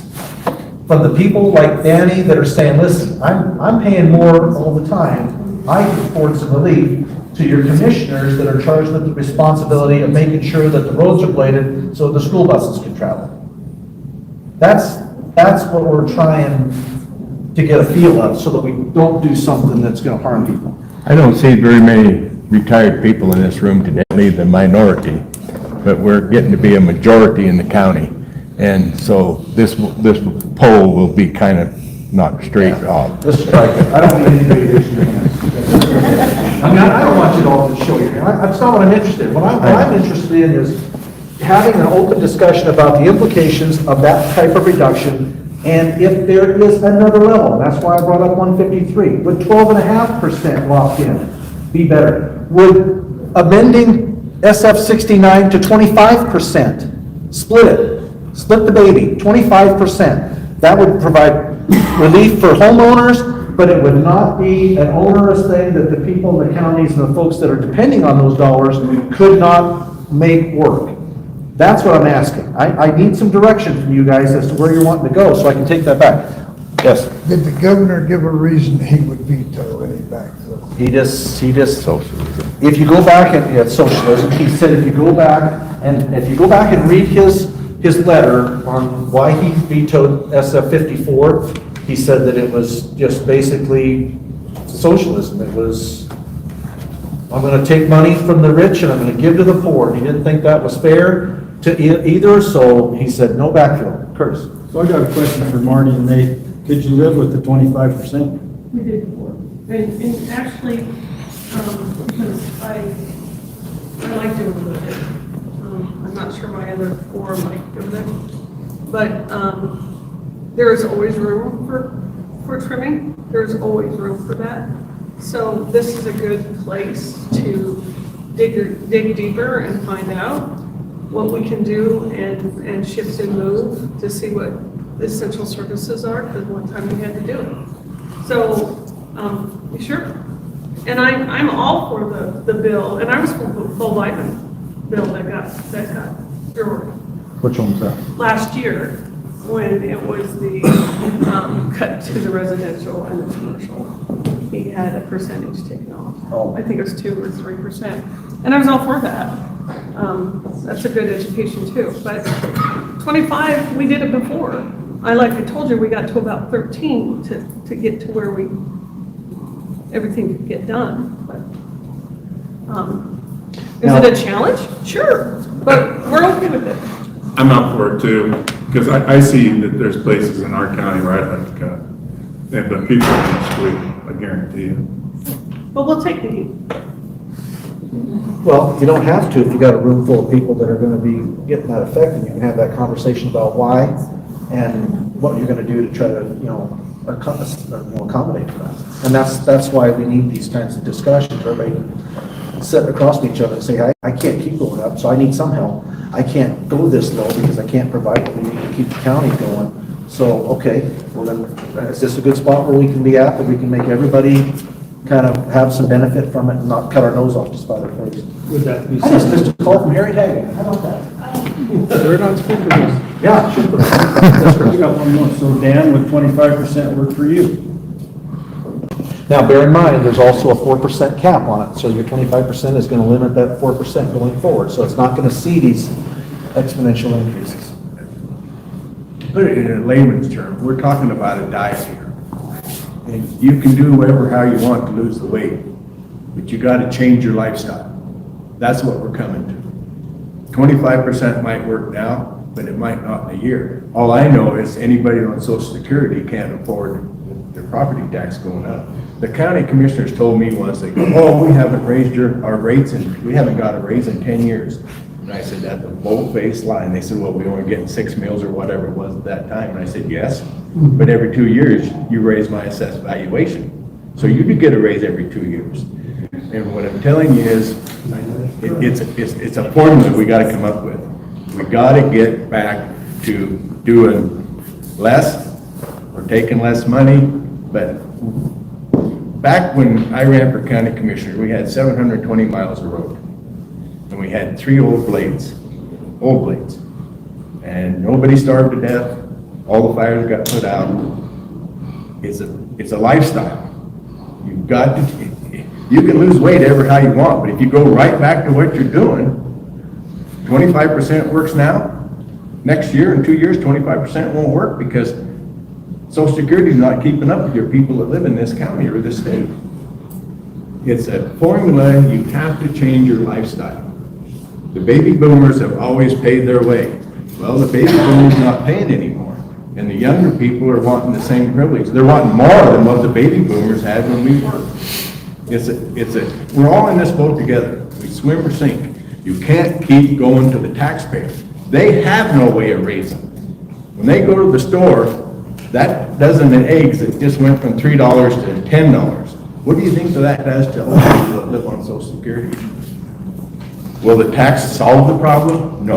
A 50% cut on the house tax is not going to solve the problem, but it's going to let them have a little more breathing room. Everybody on a fixed income is having trouble. We used to get a break. Here's an example. Your car, as you got older, your taxes went down. Now, at 5 years, it shuts off. So it's costing you, it costs me more to drive my motorcycle that's 10 years old than it used to cost me to drive a brand new car. And I guarantee you, my motorcycle don't run 12 months a year and it don't do any damage to the road. We've got to get out of this mode of give me, give me, give me. Because the people that's been given, which is the baby boomers, and I'm not saying that because I am one, look at the bubble, that income has gone. Look at Upton. It's a bedroom community right now.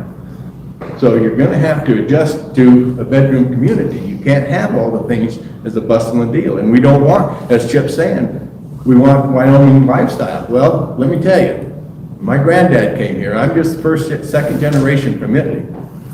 My granddad came to Wyoming. And it was do it for yourself or don't get done. And we got to get back in that lifestyle that the government can't take care of us from cradle to grave. And you're putting a burden on these young kids that can't even get started. To look and think that you could make four payments on a pair of rubber boots to get them, that tells you what kind of shape this economy's in. You can order a pair of boots for $79 or whatever, basically an overboot, which is $100 a pair now, and Baumgart's will let you make four payments of $20 a month. And it can't keep going, people. You think ripping the Band-Aid off now bad. You just wait. Can I just kind of Now, answer to that? let me get this done. Go ahead. Chip, you said a little bit ago that we need more houses, more people to spread this out. Here's what you need. What I'm learning as companies come in and talk to me about building and growing in Wyoming, they need people. And that's the catch-22. They need the folks. They can't bring them necessarily with them, and then they've got to build housing in order to support them. So in order to grow a lot of these industries, they're looking for warm bodies to fill these positions.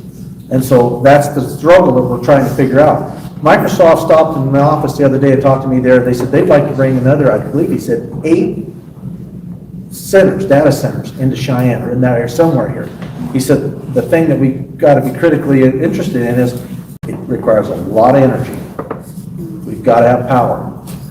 And he said, so, you know, he said, I'd bring them and I'll bring them. I'm starting to bring them now anyway.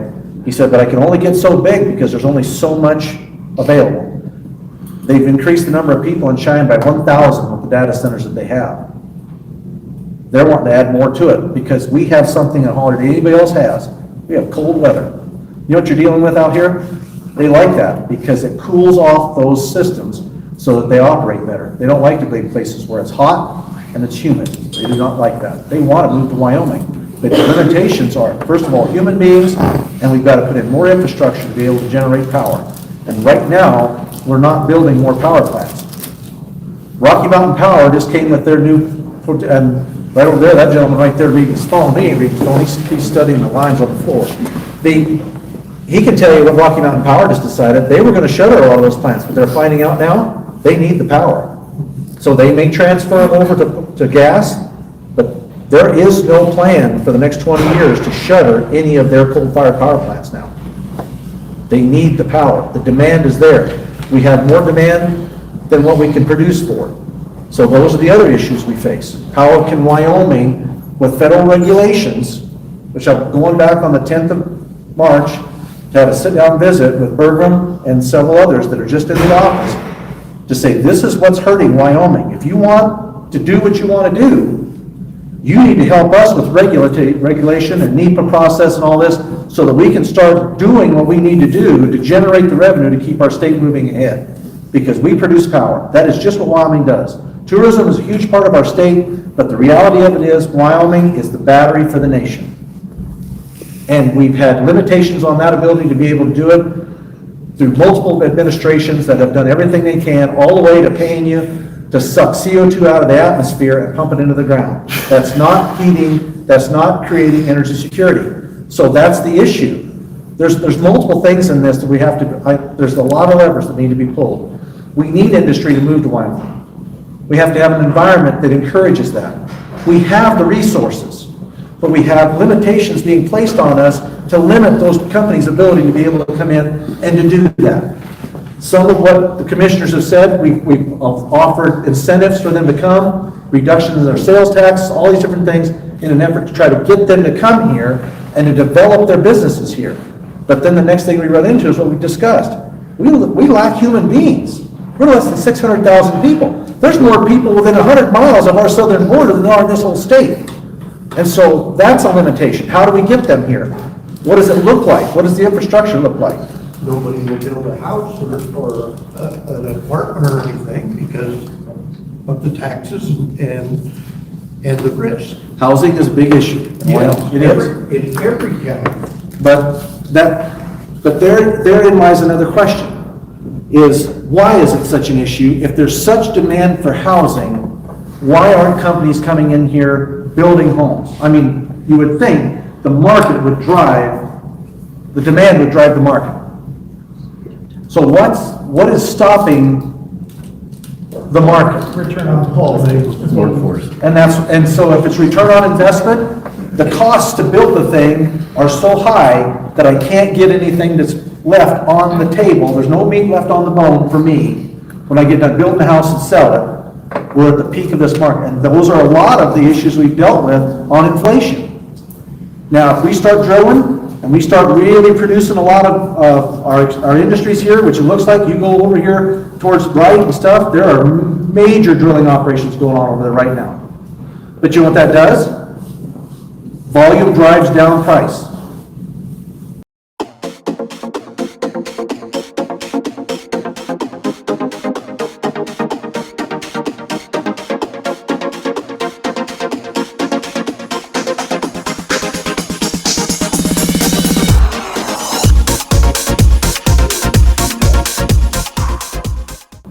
But you know what that does?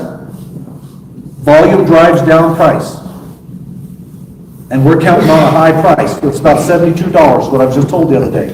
When it drops down to about 55 to 60, they quit doing it. And if we see a $10 reduction in the price of oil right now, in 4 years, we're going to see I just saw these figures, over $602 million shortfall in funding for education, which has to be made up by the listener. That is required. We do not get to not do that. We have to make that up.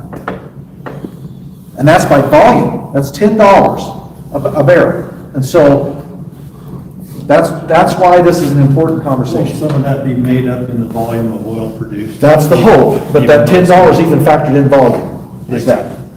Because of the lower dollars it's worth, but we're selling so much more of it, then that helps. But there's other factors.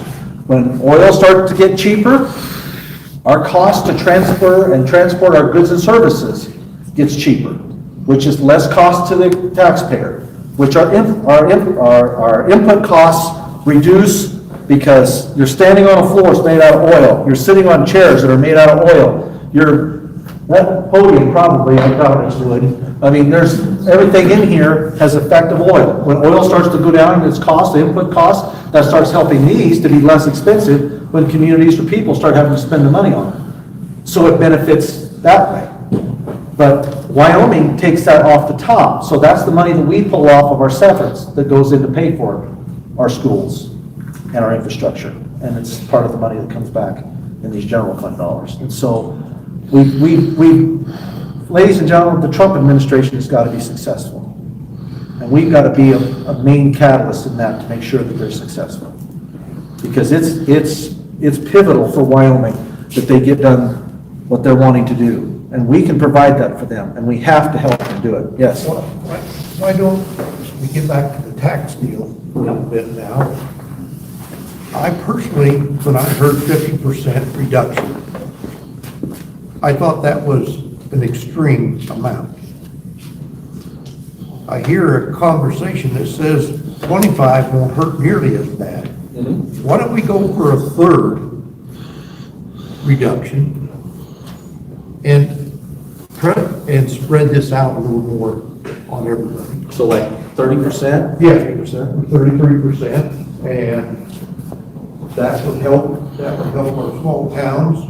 It'll help our senior people that are getting hit with 30%.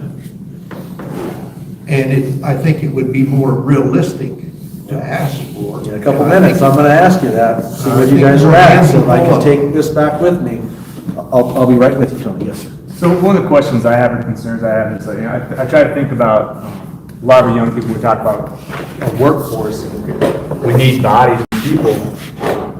And we got a group of young people here, and this market, as far as like buying a house, is just ridiculous.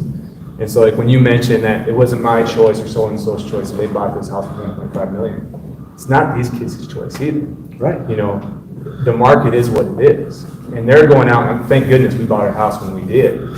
You know, we waited a couple of years, and it's a totally different game. But our kids are gonna have to live in this world and try to buy a house. And at the meager salaries that they're gonna have, it's just tough to do.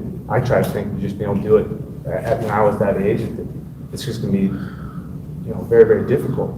So what would this tax break or this cut mean for people buying a house? Are they gonna see that 50% reduction as well? Or are they, because it's their choice to be able to buy that house at that price, are they just stuck with those taxes? And again, young families that are having kids, they're at the, you know, stage of their lives where they're just, everything's tight. You know, how much of that tax burden is gonna be on them? It's gonna be based on the value up to $1 million. And we can change that too. $1 million is the break. The first $1 million of that value of your home gets a 50% reduction in that, if you stay with the 50%. A $1 million value covers 97% of the homes in the state of Wyoming. If you move it to $500,000, and you say that the break is on the first $500,000, and then beyond that, you don't get a break, but you get a 50% break on the first $500,000, that covers 87% of the homes in the state of Wyoming. So there's a very little difference. If you say that you want to remove the land that's associated with the property, that has about they say about a 10 to 15% different. So if you go just to the house, cut it at $500,000, that gives relief to about 87% of the homeowner state. As far as these young people that are wanting to buy their homes, I don't know what to tell you on that. Can the state afford to subsidize them wanting to buy a home? Can we all come up with money to say, hey, it's going to depend on what kind of a home you want? You know, you go into Cheyenne, I don't know how they're doing it, but when you're driving into Cheyenne, for any of y'all driving into sorry, all educators. Have you driven into Cheyenne lately and see the sheer number of massive homes that are being built in all those subdivisions? Take Horse Creek Road. You go way out in the boonies, and there's massive subdivisions out there of, I would have to believe, multi-million-dollar homes in bunches of them. And yeah, probably a starter home's $500,000. You know, so how do you justify that? How do you make that? But then I just heard from my commissioners saying that the state decided to make everybody $27 an hour. Now I can't hire people here to come and work in the police force. And that wasn't a determination made by the legislature. That was the governor's decided that. He just said, you guys get a pay increase. People love pay increases, but what pay increases do is they increase them and inflate the value of everything else. Because I have to pay for it. I have to find money to pay for it, so I'm gonna draw even more out of my resources that I'm asking you to pay right now. To explain the housing market thing to you, I don't know. I don't know how in the world, I would think with that much demand, that you're not gonna see a reduction in it. But the people that are moving into this area, like when I talk about when my mom died, and we had to go through all the rest of the deal on the ranch, he said, we had to reevaluate it. And he said, Chip, he said, he said, your ranch is no longer ag. He said, it's transitional land. He said, everything's being looked at as an investment. That land that my mom and dad in 1970 paid $45 an acre for, which in 1970 was a lot of money for an acre of ground. In fact, that place was on the market for 2 years before they actually was able to swing. They lived right out here on Skull Creek. Dad bought his ranch in 1945 from Mattie Woods on Skull Creek, gave $16 an acre for it. She said, I'll finance you because there ain't nobody in the world that can pay for that. That's $16 an acre. So he drove the school bus in Upton here, he sold cars for Naramore Ford, Joe Naramore here in Newcastle, and he raised those kids out on Skull Creek where the Hallwells are, right there where Tavigi's and Hamilton's were their neighbors. That's where I started out. I about fell in a well out there when I was 3. And that was $16 an acre. My land right now, when my mom passed away, they valued it at near $4,000 an acre. Now my kids are not gonna ranch. If I don't give it to them, they will never make it work. Because it's no longer ag. It takes 25 acres of land in my country to run a cow. You ain't gonna make it. So, all that to say this, I don't know. We're gonna have to see an exponential increase in what these young people are paid. I can tell you this, in the state of Wyoming right now, 60% of the jobs that are available are CTE jobs. That's what people want. Our businesses are screaming for CTE educated young people. They need them. Plumbers, welders, carpenters, all of them. I got a guy, we're putting a little addition on the house because we got 5 grandkids and they're growing and you can't get in our living room. Our living room, you have to turn sideways to go through between the sofa and the coffee table. And the kids all get in. So Joni wanted to add, so we added a 16 by 23 addition on the end of the house. $300 a square foot. I about choked. I said, that ain't gonna happen. So I got my son building it and my son-in-law building it when we can, and Joni's feeding cows and to cut the costs, but not everybody can do that. But the electrician's getting almost $100 an hour to run wire in my house, $100 an hour. And I asked him, I said, he's so busy, he couldn't come do anything. And I'm like, why don't you hire somebody? He said, I do not want to hire anybody. He said, you know how hard it is to make people work? He said, I can't rely on it. At $100 an hour, he can't find people that he can rely on to come to work. I don't know.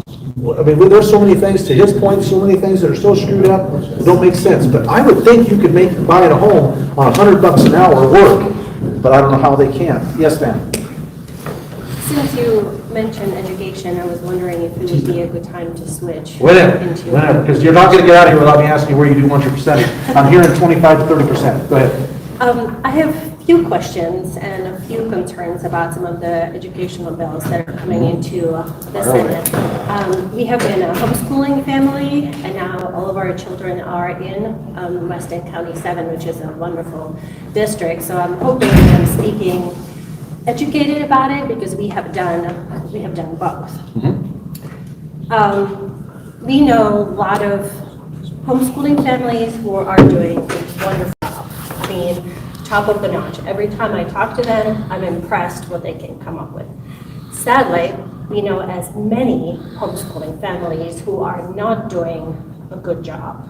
It could be, too many children. It could be that some of the children are doing a great job of, it's a great fit for them to be doing homeschooling, but some of them need help with speech therapy.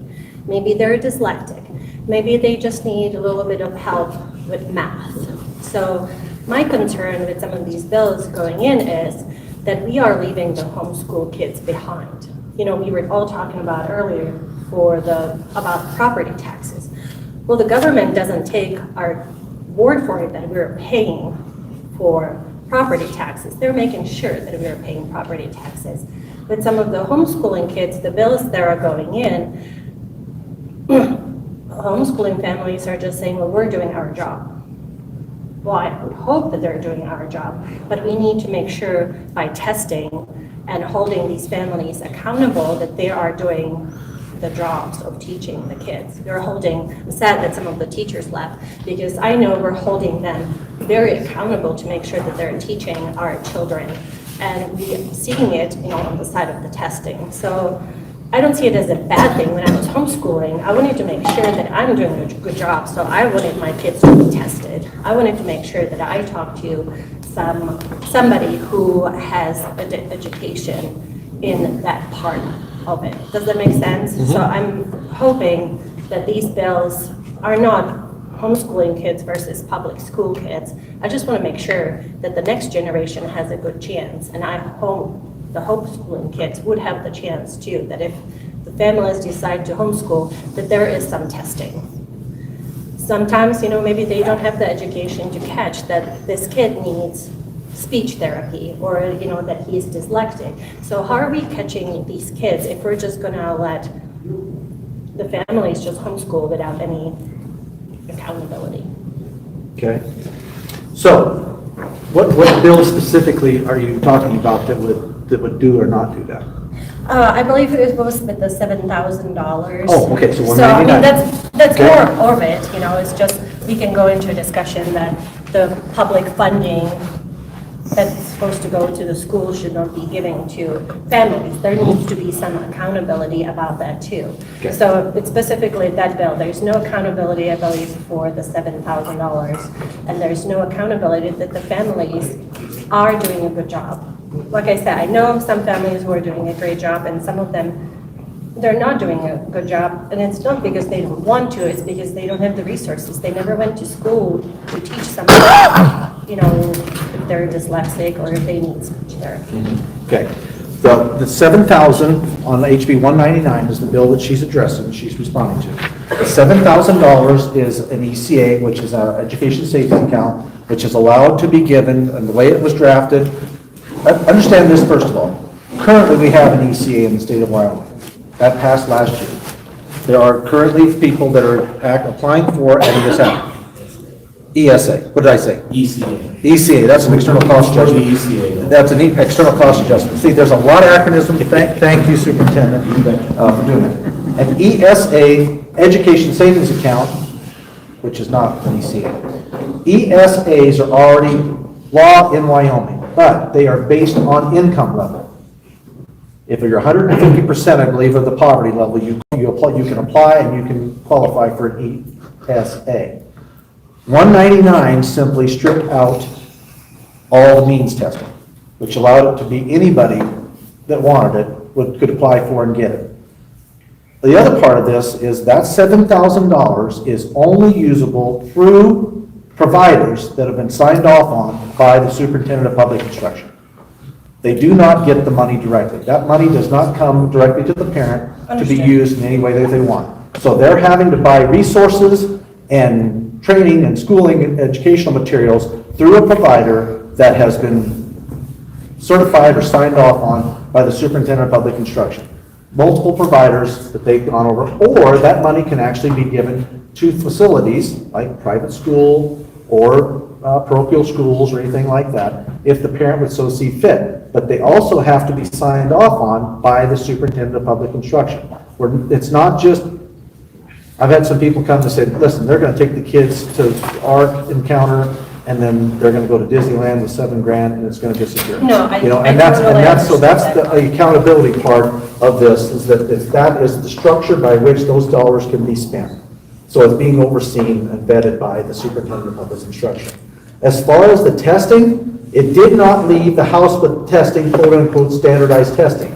Now, our request to them at that side was put in some standardized testing and some accountability, and I believe they've done that. But I don't know what happened, because yesterday, Friday, that bill got mauled. That was my understanding, that it was got taken out. thoroughly mauled, and we're back now to means testing, so it's not an actual, for anybody, it's available to all people. That all got changed. I got contacted by a senator, said, we'll fix it on third reading, give us a chance, people were missing, I don't know what all happened, I haven't read it. But as far as the accountability part of it, I had this discussion last night, and I had some teachers there that asked me, said, why are we being held accountable for people that took their kids out of the school and then bring them back and they're not where they need to be at?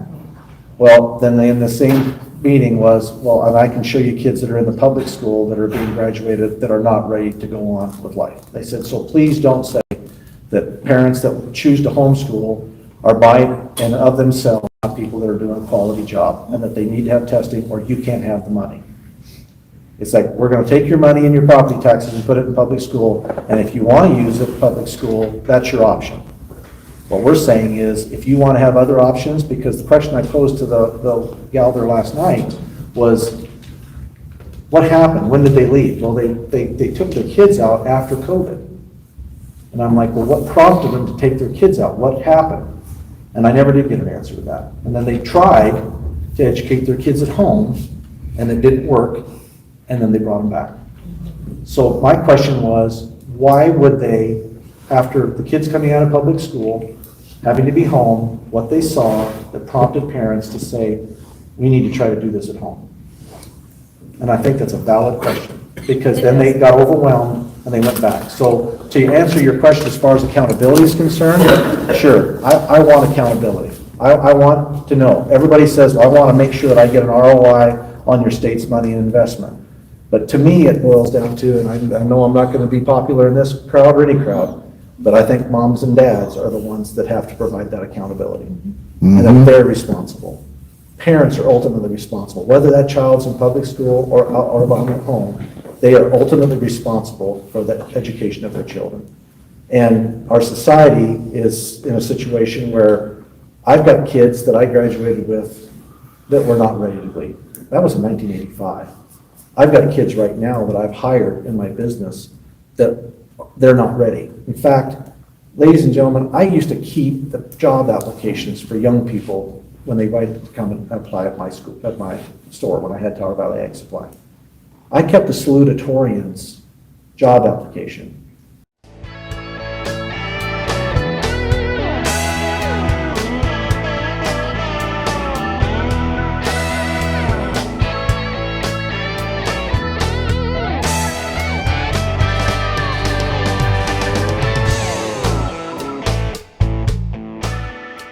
Applications for young people when they invited to come and apply at my school, at my store, when I had Tower Valley Ag Supply.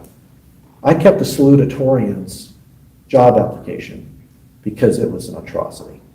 This was gal, sweet gal, number 2 in her class, graduated out of Hewlett. I actually gave the application to Lon Stride when he was my superintendent over there. I'm like, this lady just came and asked for a job. So when we talk about accountability, and we're saying that we have a responsibility that we're kept to a higher level in the public education system than what parents are, and that we need to require the parents, if you're going to get that money, then you better do as good a job or better than what we're doing, then the question's asked, then where's the accountability here? Because I think we've got some issues here that we can improve on too. And Well, I so, feel like the accountability for our public school is through school boards, because we do, vote. If we're not happy with the education, we can change who is on the school boards. I'm not talking specific, I'm talking in general, but it's very hard for me to see kids who are homeschooled, who are in elementary schools, who cannot read, who cannot write, who have speech problems. Where do I take that? We, as in the state of Wyoming, we have a law where we have to provide education to our kids, 7 through 16. And we can all debate, at what level we want our kids to be. But I feel like both sides need some testing to see where the kids are at, so that we don't have a kiddo who is, 5th grader and he can barely read and he doesn't socialize because, he needs speech therapy, and that can be in most cases, very easily fixed. So where do we leave those kids? I guess the rub for me comes, at what point do I intervene and say, parents, I'm going to have to take over the management of your children and their education because you're not doing a good enough job? Do we do that? And that's the question. What we're trying to do, to me, I believe that competition breeds excellence. I believe that when you have the ability as a parent to choose different formats, if you're more satisfied with one than another, you want to be able to have options. I believe parents need to have options. And I know that's not popular, because if I talk to people about, small communities, and we talk about what a public school does in a small community and the impacts that it has, I get that, I truly do. But my heart is that, are the kids there for the school, or are the school there for the kids? Because it starts to get a little bit muddy sometimes. If we lose our school, we lose our town. Well, why would you lose your school if it's doing a great job? I don't think anybody here is going to say that Weston 7 is any concern about doing a poor enough job that people with the option came in here for them, that they would go elsewhere. And they're wonderful. One of my two best districts in the state, Weston 7 and Crook 1. They do a great job. But I've got other places in the state that have come to me and they said, when I found out what was going on in the school when COVID hit, I pulled my kids out because I didn't want them to continue to that, because they weren't doing things, they were doing things that I didn't want to do, and I took that initiative. See, that's why I was saying we can address it. We can pull the kids and we can address it at the school board. We can, I know it's going to be unpopular, we can hear from Colorado. Don't talk to me about local control. I got I did shoot like you can't believe we it. came from a lot of HB 100. one of the districts where we said we do not agree with the school district Colorado is doing. So we're going to change it, and we did change that, during COVID, because it was absolutely ridiculous, and that's why we're homeschooling. I'm just saying, I don't want to leave these kids behind where there is no testing. And I parents are agree, not and I doing their admire job. what you're saying, because you obviously care about kids and you want to do the very best you can for them. And I'll be honest with you, I think almost every parent does. They want the very best for their children. They want to be able to make sure that they're educated, and I want to make sure that they're educated because they're the future of our state and our nation. We're in trouble if our kids fall through the cracks. That was my point too. And that's the question, and there's a balance there where I say, I know that your kids need to be educated, and you're not doing a good enough job of it, so I need to kind of take them from you and educate them so I know they get what they need. Well, where does parental rights come into? Where do their rights to be able to educate their child the way they see fit? Well, Johnny's not getting it. Johnny's not reading well enough, so we kind of need you to step up to the plate and do a better job. At what point do we start saying that now it's become a situation where the government is coming in and saying that you have to do it to a certain level, or your kids can't be educated under your tutelage? That's a slippery slope. I wouldn't even want to touch on that. I believe the parents need to have the opportunity to have those choices, to have access to those resources. If they see fit, it's a step in the right direction for them. Now, many parents don't want the responsibility, nor can they have and take on the responsibility if they're needing to have another job. So public education is a great thing for them. There are places in the state of Wyoming that parents don't want their kids involved in public education because a lot of the other issues that are going on. The social environment, disciplinary, a lot of the things that public educators have to deal with that are not a very good situation right now. That life and society has changed dramatically. And so our teachers are actually under huge responsibility to deal in very difficult situations right now, where their hands are literally tied in many respects of what they can do. And that's why when I've gone down and I've toured charter schools and looked at different options, where giving people different abilities to go to different things or to look at different things, that's what I think is important, because it provides parents with other alternatives. I think it provides, and I'll give you a really good example, and maybe I've shared this before, and if I'm repeating something I've told you, just ignore me, but I went down, I was always told in the legislature that if we provide school choice for charters or ESAs, that we are going to destroy public education in North Wyoming. That you are going to see, and I hate to say this, but it's honest to God what the representative told me. He said, you let the money follow the kid, and the only ones left in the public schools are going to be the retarded ones. Because the parents are going to want to take their kids out of the public school, and all we're going to have is the second-class kids that need all this, and that was offensive to me. And so when I went down and toured schools in Aurora, Colorado, I toured multiple, Liberty Common in Fort Collins, Ascent, there was a school there in Aurora. That was a K through 6 school in the inner city. And that was a new charter that was just being built. They were building literally concertina wire chain link fence around this place because there were drug deals taking place. There was a murder across the street the day before, and there was drug deals, active drug deals going on the street. And this school was full of little kids, mostly Latino, mostly just newly Americanized, new immigrant children come through and were there. And I asked that lady, I said, what happens when alternative schools or alternative options come into a community? Does it harm the public schools? Did you get an influx of all the gifted and talented children? And she says, no, actually quite the opposite. And I said, okay, now what do you mean? She says, because what happens in most of those cases, and she saw it in her case, was children and the parents of those children that have struggled to deal with the public education process and what they can and can't deal with are so frustrated that when they see another option come in, we get those kids. The first kids in my door were the disciplinary problems, the slow learners that were struggling, and parents that were upset and frustrated with the system and the public education system. She said, and because we have the opportunity to have a different format, a different way of teaching, more latitude, who we can hire, what we can require, like making kids wear uniforms and things like that. All these little kids were wearing uniforms.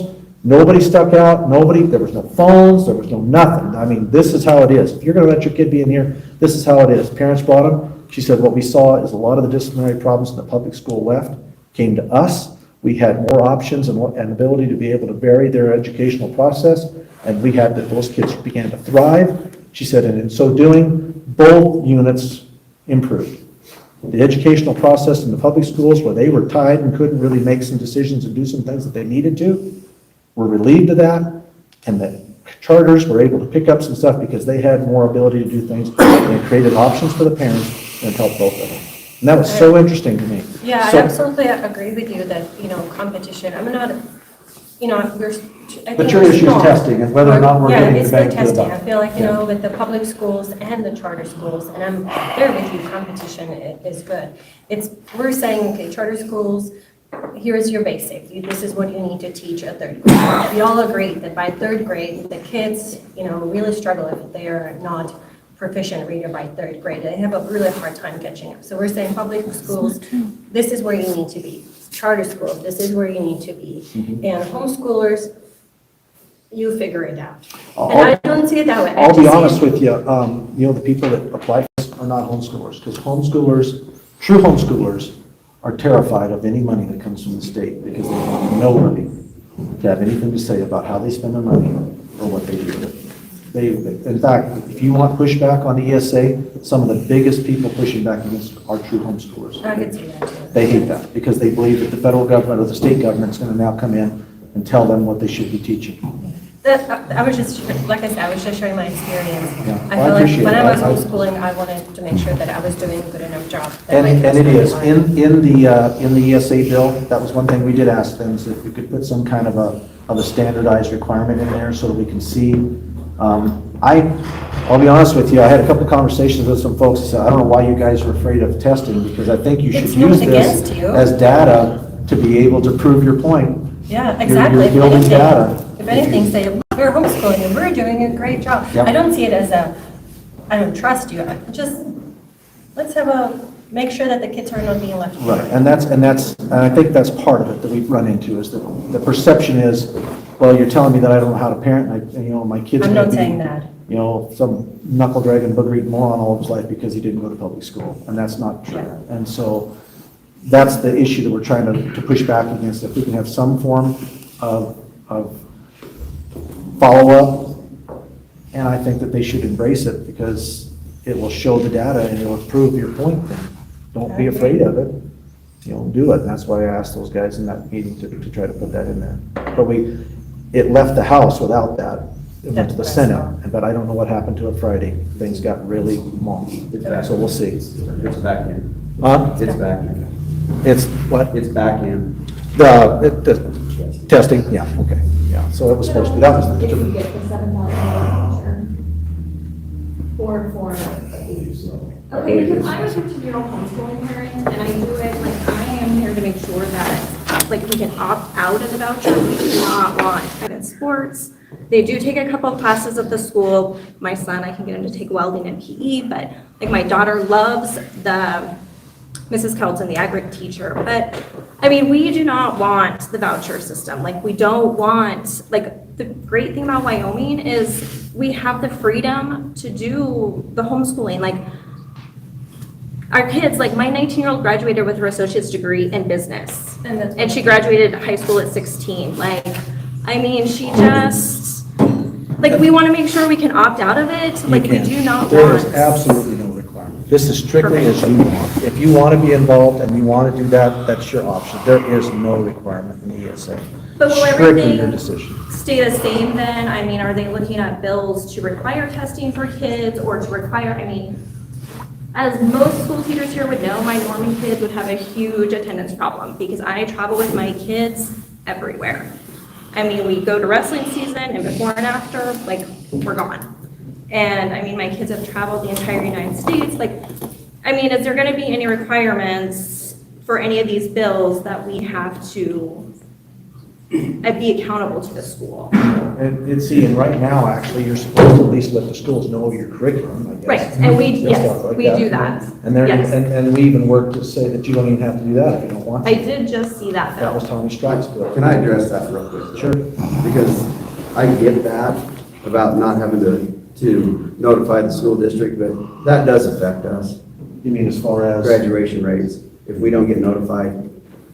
What affects you? Like, If somebody leaves our district, needs to go to homeschool and they don't let us know. If they've been, well, even if they do let us know right now, if they're a ninth grader and left our district to go homeschool, that counts as a dropout. As a dropout? Correct. So then how does that affect your district? What's that? How does that affect your district? Annually, we get graduation rates reported to us, or reported by the state, and we're ranked, and I mean, that's part of our accountability model at the high school, is dropout rates. Is there any follow-up as to why they dropped out or what was going on? I mean, just. No, man, they're all clumped into one.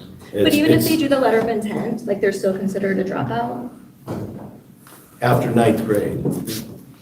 Yeah, so I mean, like Katie and Justin's kids, they've homeschooled all the way along, so they're never really counted into our enrollment. We are able to count them as part-time. They do come in and take a class or two, so that doesn't affect us. But one of the concerns that we've got right now is, with the current piece of legislation, if students do leave, there's no exemption for that. Because right now, I mean, and I understand, Chip, I've been in front of from when I was a principal, I firmly believe that parents are the primary educators of their children, and the schools are here to help them do their job. And that's how we operate here.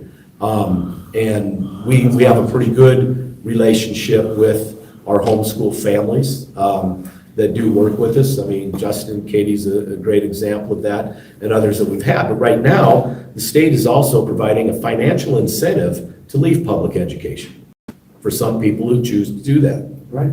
Okay? And with that, there are going to be some people who are going to leave, and they're not fully understanding all of the requirements that you're talking about. I mean, I'll be honest with you, throwing a lot out there and assuming a lot of people know what you're talking about. We've barely got the first ESA defined as far as what the requirements are. If somebody leaves and they get all of the money back in, can they come back into public education? Or like, is there a certain time frame when they can do that? Let's say hypothetical, you guys took, if Justin and Katie did take the ESA bill. Well, if they're taking it, but they want their kids to come back in and take classes, do you charge them tuition now? We don't now because they're residents in here. But now that they've got money and they're not supposed to be associated with a public school per the requirements, now that they have that, do we now charge them tuition? Do we become the ESA provider? I mean, there's a lot of confusion. I've heard of families who now want to, they think that they can go have this cash cow and and 4 kids at home and making $28K in reimbursement. And again, the problem though, Chip, is. Mom and dad don't get a check. No, I know that, but they don't know that, and they're gonna pull their kids Because they're out. just looking And at the before, they're looking at the cash cow, and before we see, but they pull their kids out because they think they know better, and they pull their kids out, and we've got a gap in a quarter, a semester, or however long, and then now they gotta bring it back in, and mom and dad had them off the grid for that certain amount of You mean time. as far as educationally or funding wise? What's that? You mean educationally or funding wise? Yeah, educationally, we're facing a deficit because mom and dad had them off the grid, they weren't capable to homeschool in the first place. So there's gonna be a lot of people experimenting with this cash cow. And I do think some things need to be defined better. Chip, I taught 8 years in Catholic schools. We tested. You know why we tested? Because we wanted to say that we were testing higher than the public schools were. There was a level of competition. We didn't mind that. So I think those safeguards need to be in there, but I think also people need to fully understand what they would be getting into. I think people see the dollar signs, they chase the dollar signs, and they don't fully know that there may be a degree of accountability tied to it and that type of thing. Our fear is we're gonna lose some students that will leave. Mom and dad are off the grid because they don't really have to report back to us in any way, shape, or form. And we've got that gap in education So for a you feel while. the $7,000 back to the parents is going to incentivize taking their kids out of the school? I would say for a number of people. it But is. why would they leave the school if you're doing a great job and everything's working well for them? Because they're getting all the benefits of. Because we just talked about how the economy stakes right now and people looking at financial incentives. There's some people that, because they also would think, and again, I think that's why testing does need to stay in there, because there's a number of people who, and I'm not painting everybody with the same brush, there are some people who pull their kids because of testing. In addition to the weekly printed version of the newsletter journal, we also promote our community and share important information on our award-winning website, newslj.com, and in our weekly email newsletter, Nuke Now. We also connect with readers through various social media platforms and invite you to check us out on Facebook, Twitter, and Instagram. You can even take a look at a recent meeting of the City Council, School Board, or County Commission on our YouTube channel. We do hope that you will go to newslj.com and subscribe today, and we look forward to making all of our great content available to you. But regardless of your level of support, we thank you from the bottom of our hearts for doing your part to preserve a free and independent local press. There are some people who pull their kids because of testing.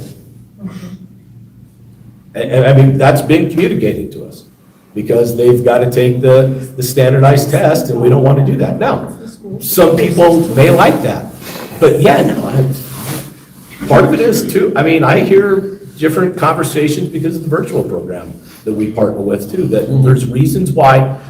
I think everybody has a different reason why they would homeschool, virtually educate, charter school, private educate, or educate their children publicly, okay? Everybody has their own idea. So I think if, again, we actually as a district, Justin and Katie, you can tell me if I'm wrong as I say this, I feel we have a pretty good relationship with our homeschool families. We leave the door open. Did you see? We provide services. Katie was talking about, I mean, we know we're available if homeschool parents need special ed help. That's what we offer. They have to tell us they're homeschooling. Right. To do that, so we know. Kids with speech stuff, I mean, parents have the opportunity. Landon, he didn't in kindergarten, but like through the preschool, like he had speech therapy from 2 to 5, and we could have transitioned into the elementary school, but he no longer needed those services. Those services are available to everybody, and like the pre-screening that the developmental Yeah, training. there are, but That they do, but like, I mean, and then we could have just jumped right into the elementary school, even homeschooling, and we could have taken them there, like, these services are available to all of these kids. The No, concern- You're totally right. My thing was that, you know how it is, because like you were my example, like you guys are a wonderful family where nobody has concerns, you're doing a good job. But if we take away, you know, the baseline testing, that, you know, most of the time, the people who need most help will refuse it. Right, but I think, like Clark said, when you guys started the virtual stuff, Ellen was in 3rd grade. So when, you know, when all the hubbub went about, so this was probably 7 or 8 years ago. I had multiple families wanting to pull their kids, and they came over to my house and they looked through my stuff. Not one of them started homeschooling because they realized it was going to be too hard. Like they all went, I mean, they just changed their mind in a heartbeat. They spent 2 hours at my house and they were all like, actually, never mind. And that's my question too. If the parents are like, well, there's my check. It's like, well, you don't get a check. What do you mean you don't get a check? My concern with Chip is. You can choose from these resource materials that you're gonna have to teach your child. I totally get I'm that. a little confused on the idea that people are gonna say, Hey, here's the check, and they find out they're gonna be back. Hey, I know, but that's my concern. That's the problem. My concern is, what is the gap from when they leave and then they find out, and the gap's gonna be on us? That's, I think, the PR campaign, so to speak. How many do you think there will be? Do you have an idea? I don't know. Are we talking about 20 families, 30 families, 2 we won't. families? Because I think people do realize it isn't easy. But on the same token, it's okay, I think probably the best way to say it is uncertain to find out the number before buyer's remorse sets in or before they realize what they got into. So I think instead of, I'm going to say the initial rollout, yes, there was a little bit of a lag, but man, it still took a long time to figure out what the current ESA standards are moving into the next year. Didn't even really have a chance to figure out what it was going to look like, and then changing the rules of the game. I think The rules was allowing everybody the opportunity. That was all, we took away the means test. I totally understand that, but I think it's all gas, no brakes, and people really don't realize what they would be getting into. And I'm speaking from the family aspect, but at the end of the day, who's going to be responsible for those kids when they come back in? It's going to be K-12 public education. So I think it's got to be defined better, because now there are some great hardcore families might be looking at some of the private schools where those are located and that type of thing. And some people have done their homework to the point where they don't want to touch it. I totally get it. But I think there's a lot of those things that need to be defined as far as what the stipulation would be when they come back in, or those type of things. I think it's good from the standpoint of this discussion and the saying that, hey, listen, if we start seeing a lot of parents coming back in after a year, and the school districts are like, hey, you know, these kids can't spell cat. You know, you spent $7,000 and they can't spell cat. I personally am going to be a little hesitant to say that's exactly what's going to happen, or that we're going to have a mass exodus from the schools. I really do not see a mass exodus or community involvement that way. But yet then when we have Senator Scott's reading failure punishment bill that died in the Senate, which was great, but when those kids come back in and we start, so in a school district our size, that in-classroom kid is about 5%. But when we start playing number games with the state assessment, and we've got those kids coming back in, do we get a 2-year exemption on them while we get them a chance to get them caught back up? Or are we immediately held accountable for them upon return? But here's the thing. Senator Scott's effort on that, we haven't seen any of these kids come in back into schools yet. That effort has been ongoing since I've been in. Which is true. Education. The reason for that bill was based on what he's seeing in public education before any of these kids have even had a chance to come back and create reading difficulties or problems for teachers to have to for districts to have to try to catch up.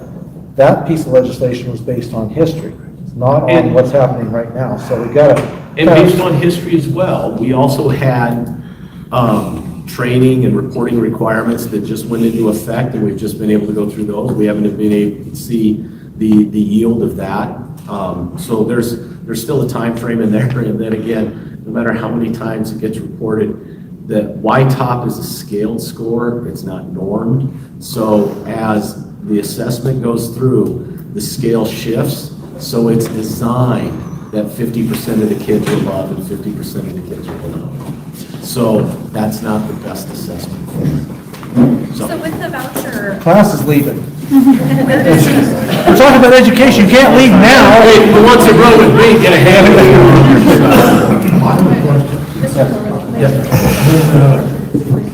Several times provided the school with money.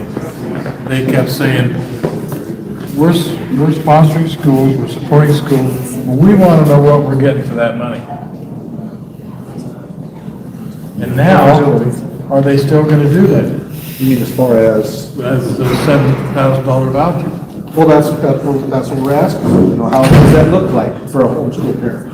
Do homeschool parents, if they have that money, do they have to come in and take a standardized test to say if they're getting it, say you're not getting it, so you can't, your kids are not learning, you're not doing your job, we're going to take money from you and you're going to be forced to. I mean, I understand. I mean, I know most of the families around here that homeschool kids, and I don't think that's a problem, but I'll be honest with you, I don't find much of a problem. Politicians say, we're going to give you money for education, but we want to know exactly what we're getting for it. That should include everybody that gets public money. Well, and see, and that's the discussion right now. How do you structure that? How do you try to structure that you know that the dollars are being applied where they need to be, and that the students are getting the education, and not say, well, now what happens if they're not performing to a certain standard that we've set, and so I'm going to take your money or require that your child go back to public education. Well, You're gonna like say, well, forget your money. Clark said too, we provide programs for homeschool kids.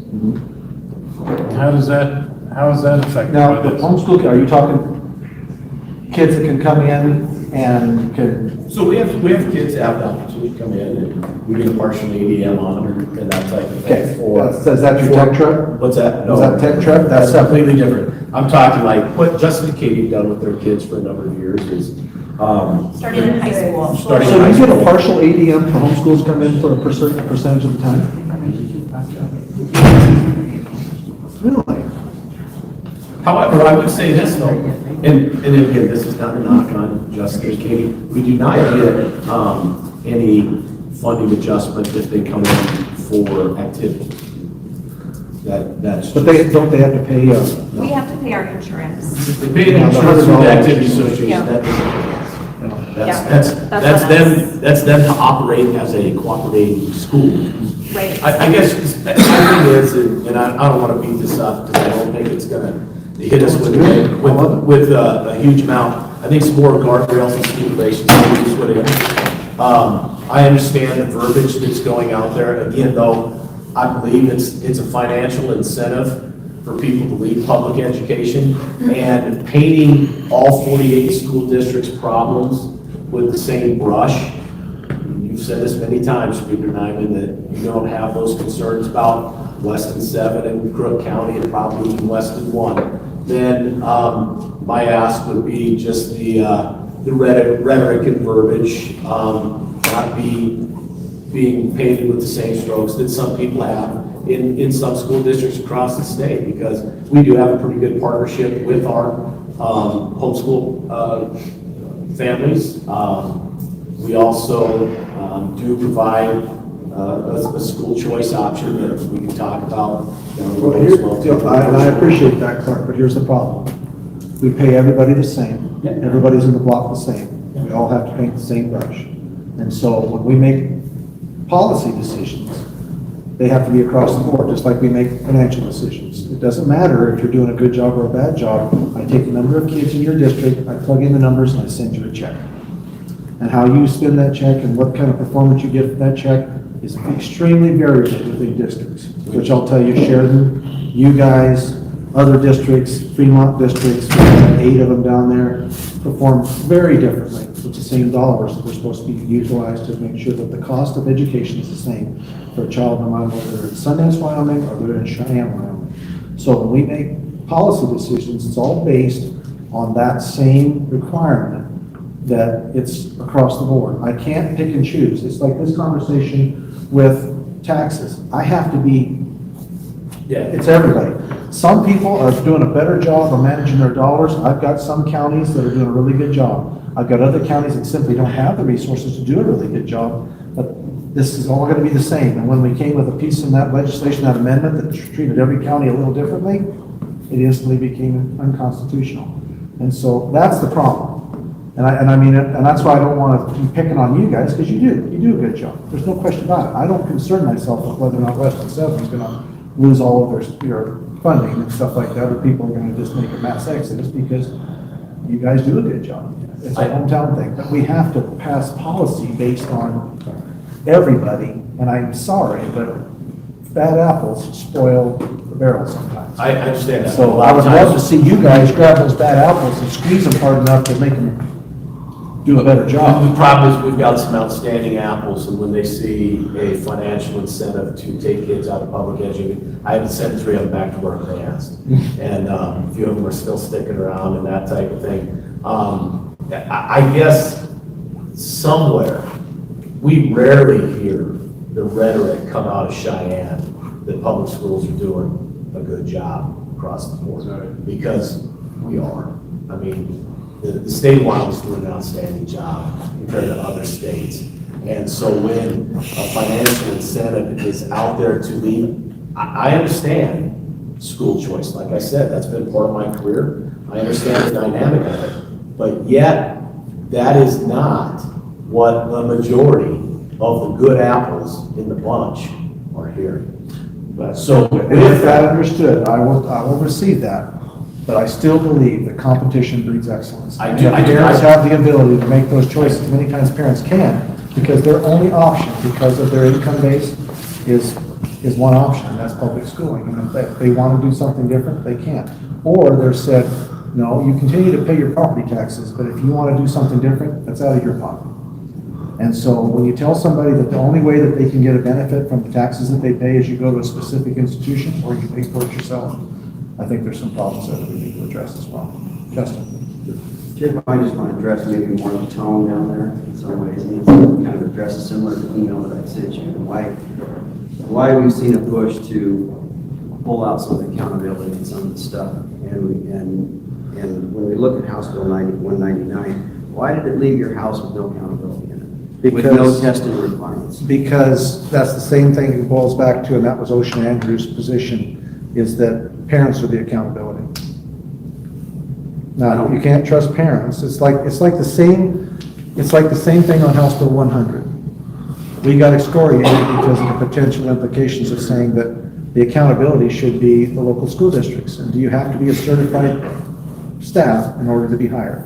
Can local school districts make that determination and provide the accountability, local control? And we said, that is unbelievable that you guys would even open the door to allow non-certified staff to educate our children. That is just, and then that's when the conversation comes in. It's a may, it's not a shall. You don't have to. So the accountability question then came to me. So one lady actually the other night said, I can't trust my school board to not do that, something dumb with that opportunity. You've got to control what they can or can't pick. So there again is another issue to me from the other direction. I want to have more local control, allow more opportunity and more options for local leadership in education. But when given the opportunity, it was an affront to everybody that has certification. It's like, well, do you trust your school board members? Do you trust your superintendent to make good decisions and not do something foolish in that situation? No, I don't. I can't believe you'd even open that up. But it's the same thing with parents. If I open it up and I say, parents, you're accountable. And I get the argument in this, and I've heard it a couple different times now, is they're saying, okay, well, these parents take these kids home and they don't teach them. And it's always the worst is what I hear, is that we've got parents out there that don't care and they're not going to teach their kids. And then they're going to bring them back when they get tired of monkeying around with them. and they're gonna drop them in the school district, and then you're gonna hammer on me because they didn't get it. And The law immediately the says thought. we have to educate, I'm sorry, jumping, the Wyoming law says parents have to educate their children from 7 to 16. You have to make them accountable. Which throws the enforcement on the law enforcement, not the school district. You're making the school districts be accountable for enforcement. When your job is to educate the children. Your job isn't to tell the parent whether to be in school or not. That's law enforcement because it's the state law. That's the truancy things, but see, that was removed because we wanted parents to be able to, if you wanted to educate your kid at home, it's like the discussion we had. Hey, what's the kid running on the street down there? Julie Jarvis, she said, well, if they don't tell the school district, then they're gonna be saying, the school district's letting some kid run or whatever. Well, that kid's homeschooled. It just so happened, he finished all of his work up by 10 o'clock in the morning and he's not in school, he's done. They said that reflects poorly on the school districts because now we're being told that we got a disciplinary problem, we got a kid that's truant or whatever. So communication between the districts was the discussion in that requirement to make sure the school district, if nothing else, make sure that we know that that kid is not in the school districts and what they're doing. That's all it was. So why are you, I mean, you guys okay with, now it's over in the Senate, with putting this stuff back in? I told them that when I went over there. I said, if you guys see a place where you'd like to have some accountability, but really the It's accountability. everybody's putting back in testing requirements.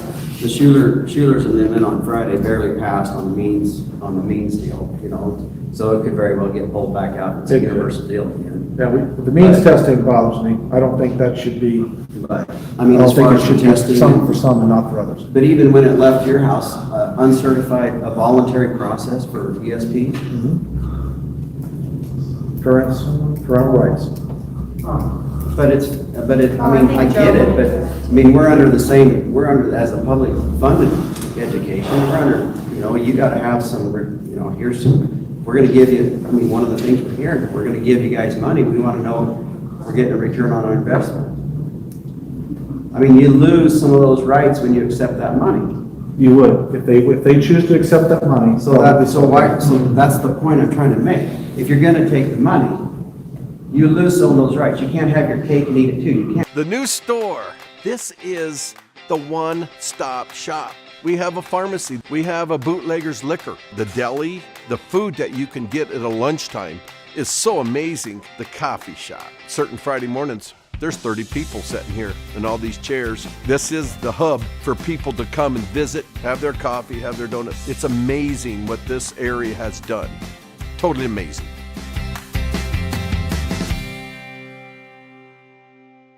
If you're gonna take the money, you lose some of those rights. You can't have your cake and eat it too. You can't get the money and then not test.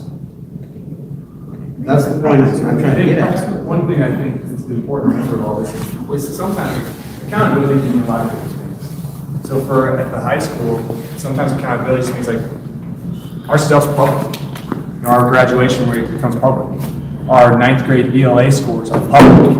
And so when we have a teacher in 3rd grade and their reading scores get published, let's say we don't take money away from the school, that you don't think that teacher's not being held accountable? And so as part of this, part of my thought process behind this, and I'm the product of a homeschool family. My parents made a decision. They wanted to give me a foundation that they thought was important, and I'm very, very grateful that they did. And one of the things that they did as a family was they wanted to know how they were doing. And I remember going to Sheridan and had my aunt proctored state tests for me. And because my parents wanted to know, are we screwing our kid up? Are we screwing them up? And I'm very, very, very grateful for that opportunity. I'm very, very grateful for what they did. And they were very, very good and successful at it. And so part of my thought process is what's the hurt in just collecting data?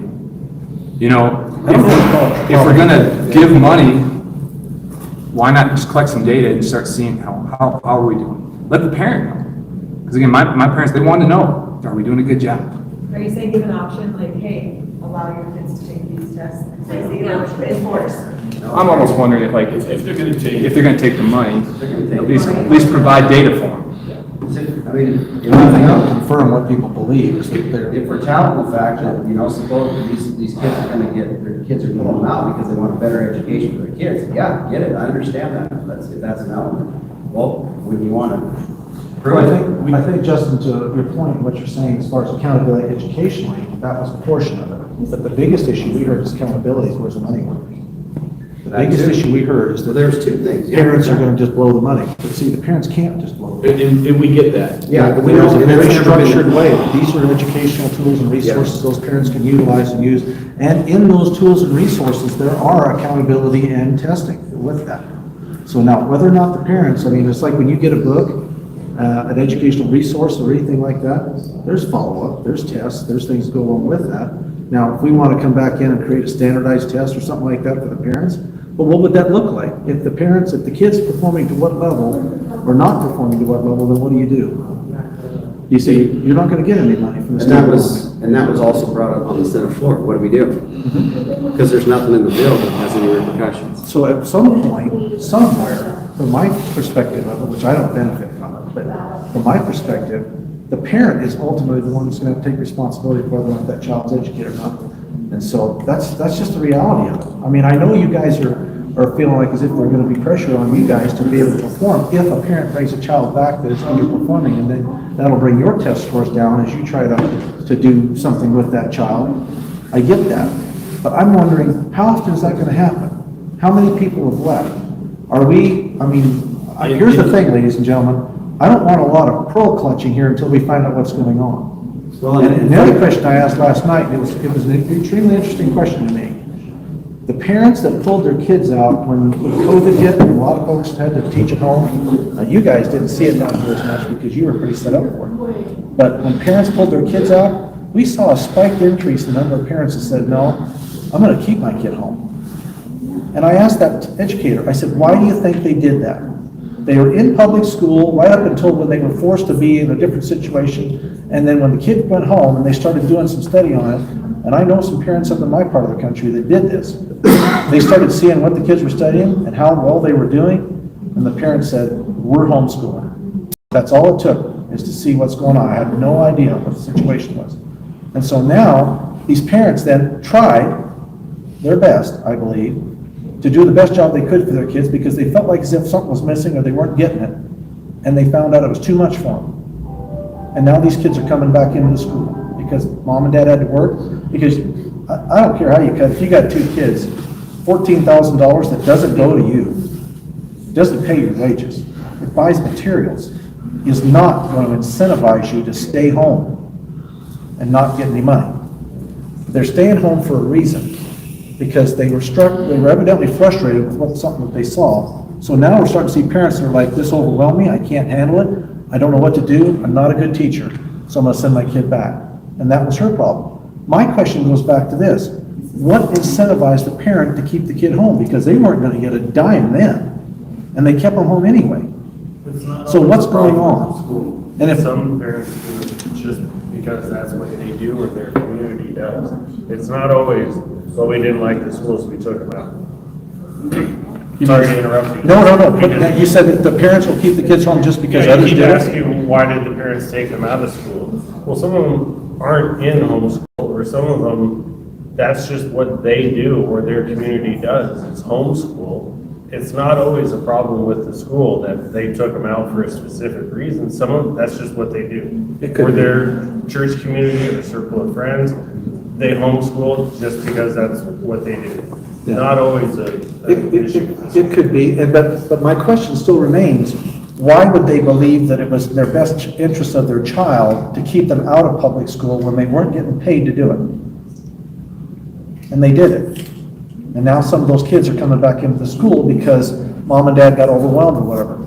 But the biggest issue I've got to look at is not just what we're talking about right now, is whether or not parents are happy or sad or whatever with their kids or the money. The question, the first thing that comes to my mind is why would a parent, before there was any money available, why would they knowingly take their child out of public education? If it ain't broke, why would you fix it? Why would you attempt to fix it? Is my question. And if we don't ask that question, then we're missing the mark. Why are parents incentivized to do something other than public education, even in our rural communities? Well, that's fine, but I don't think that bill addresses that question right now. It does, Justin, from the standpoint of if parents want to do something different, then they have a limited option. And that's what it boils down to me. It boils down to whether or not options are available to parents that don't have those options currently. And there are parents that are taking those choices and making those choices right now that can't afford to do it. They're doing it without being able to afford it, but they're still doing it. And so I'm already spending, I don't know what Weston is. I mean, I think Crook said last night about $17,000, $18,000 per child. What, Weston, you're a smaller one down here, you're Probably about 16, actually. You have what? It's about 16, because we have virtual schools. Okay, that's different, because what the figures I saw was around 24,000, when you factor everything into it. 24 per? Out of the crew report, 24,000 per child. We're down because. Yeah, our average is much lower. Divider because- system. There are so many minimums in the model. For small schools. For all schools. Okay. And your utilities don't go up. All right, so let's say 16. And so ours Okay. is about 16,000. We'll take you for, I'll have to look at that, because it was 24 But on if you the look crew at report I saw. exactly like a new kid, one child walks in, per person count. And so you have to take out all of the ones that are tied to kids.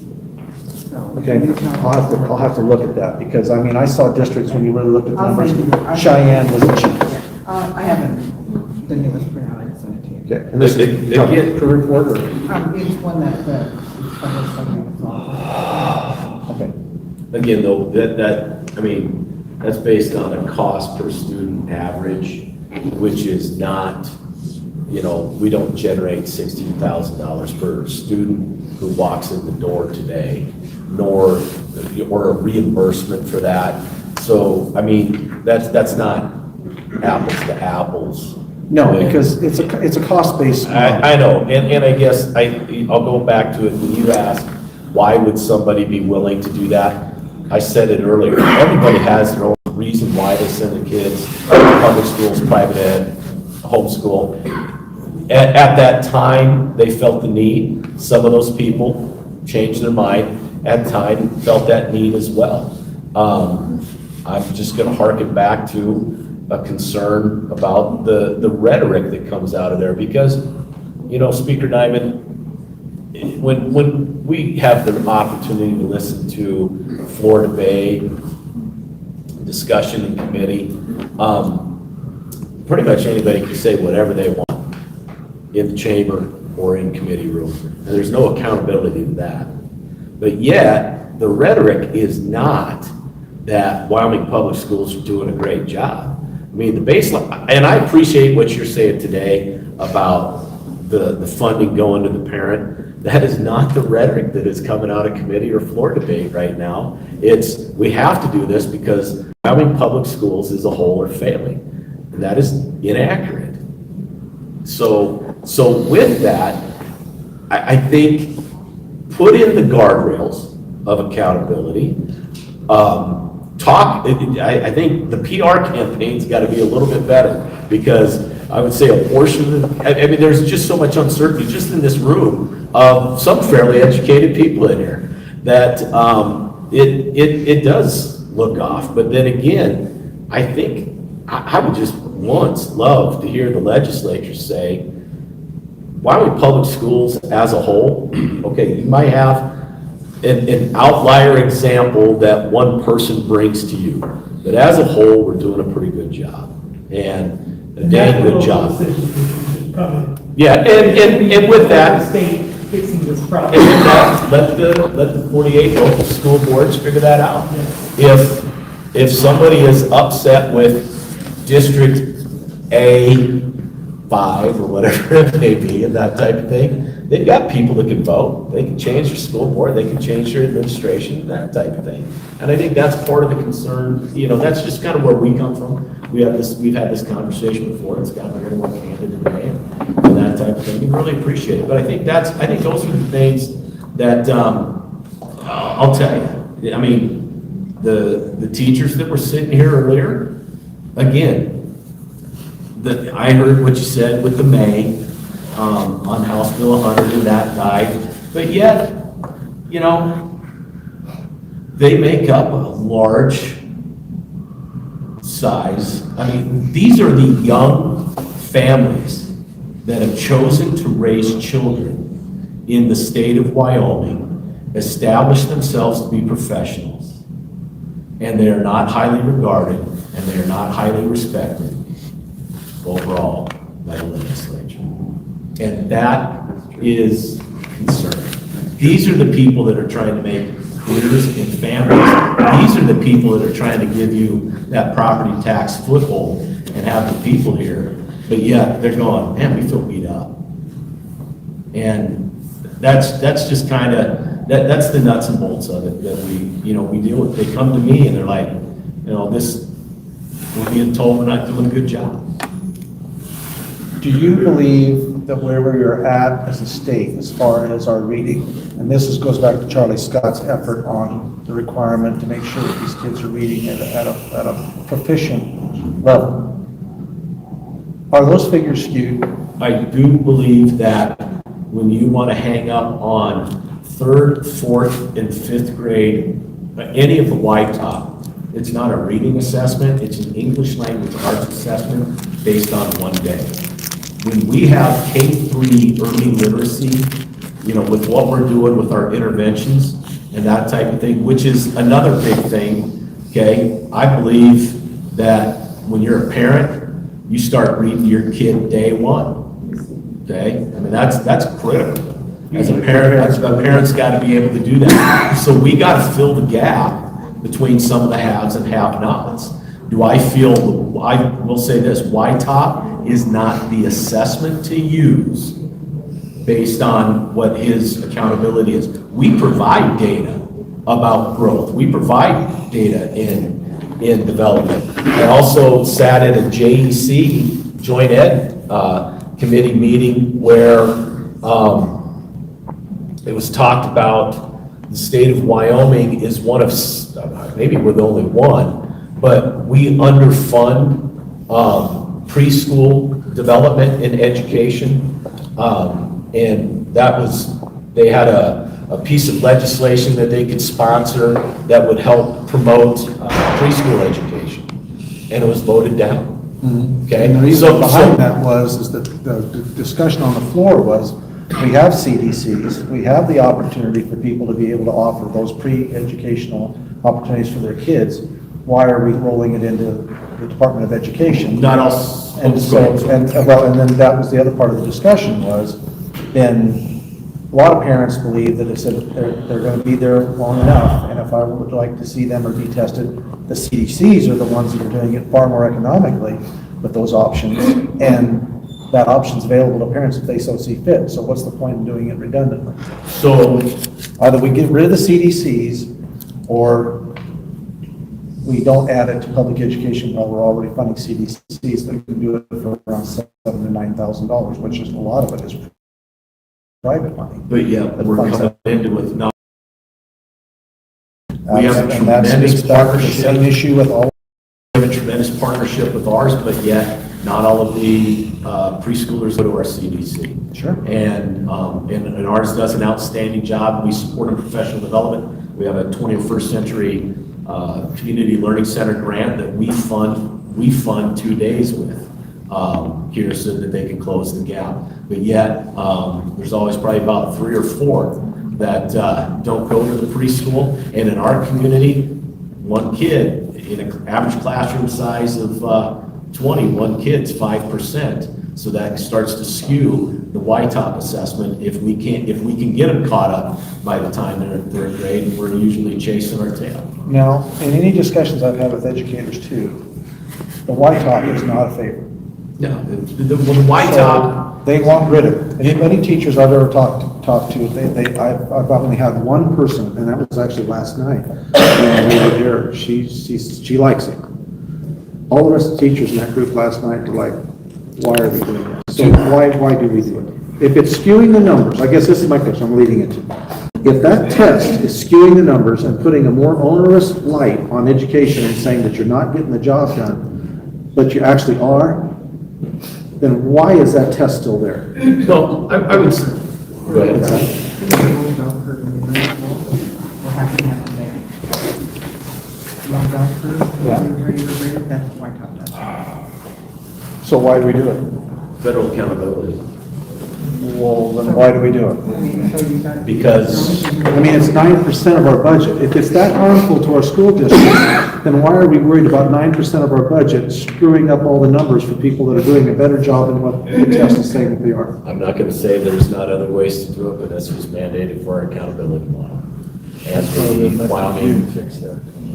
Well, I mean, and here's my question. I'm leading up to this next question. This is recalibration. We haven't recalibrated in over 20 years. I just put together a recalibration committee on the House side. We just recalibrated 5 years ago. No, you didn't. You didn't do nothing with it, hardly. Last time it was touched was 2010. Going through the process and not doing anything with it hardly are two different. I saw it. I saw recalibration go down in flames when Albert Summers, Steve Harshman, and Eric Barlow and Senator Scott went back in on the floor and had a meltdown. When that came to a deadlock and we did nothing, things carried right on. So that was in 2021. So, I mean, we have, through the Department of Ed, there are federal accountability requirements. So that's my question. And If why this is it recalibration, why, if it's a pain in the fanny and we're being tied to crap that we shouldn't be tied to, why don't we relook at the need to even hang on to those federal dollars and allow the state of Wyoming to manage their own affairs without the strings? That is With the the shekels comes the discussion. shackles. That is the discussion that takes place outside of my office and the Weston 7 boardroom.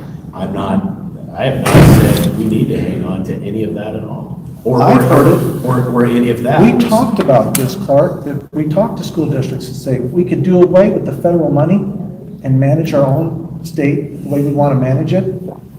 They about went nuts. We can't survive without the federal money. On the floor, go back and watch the debate. People were just listening.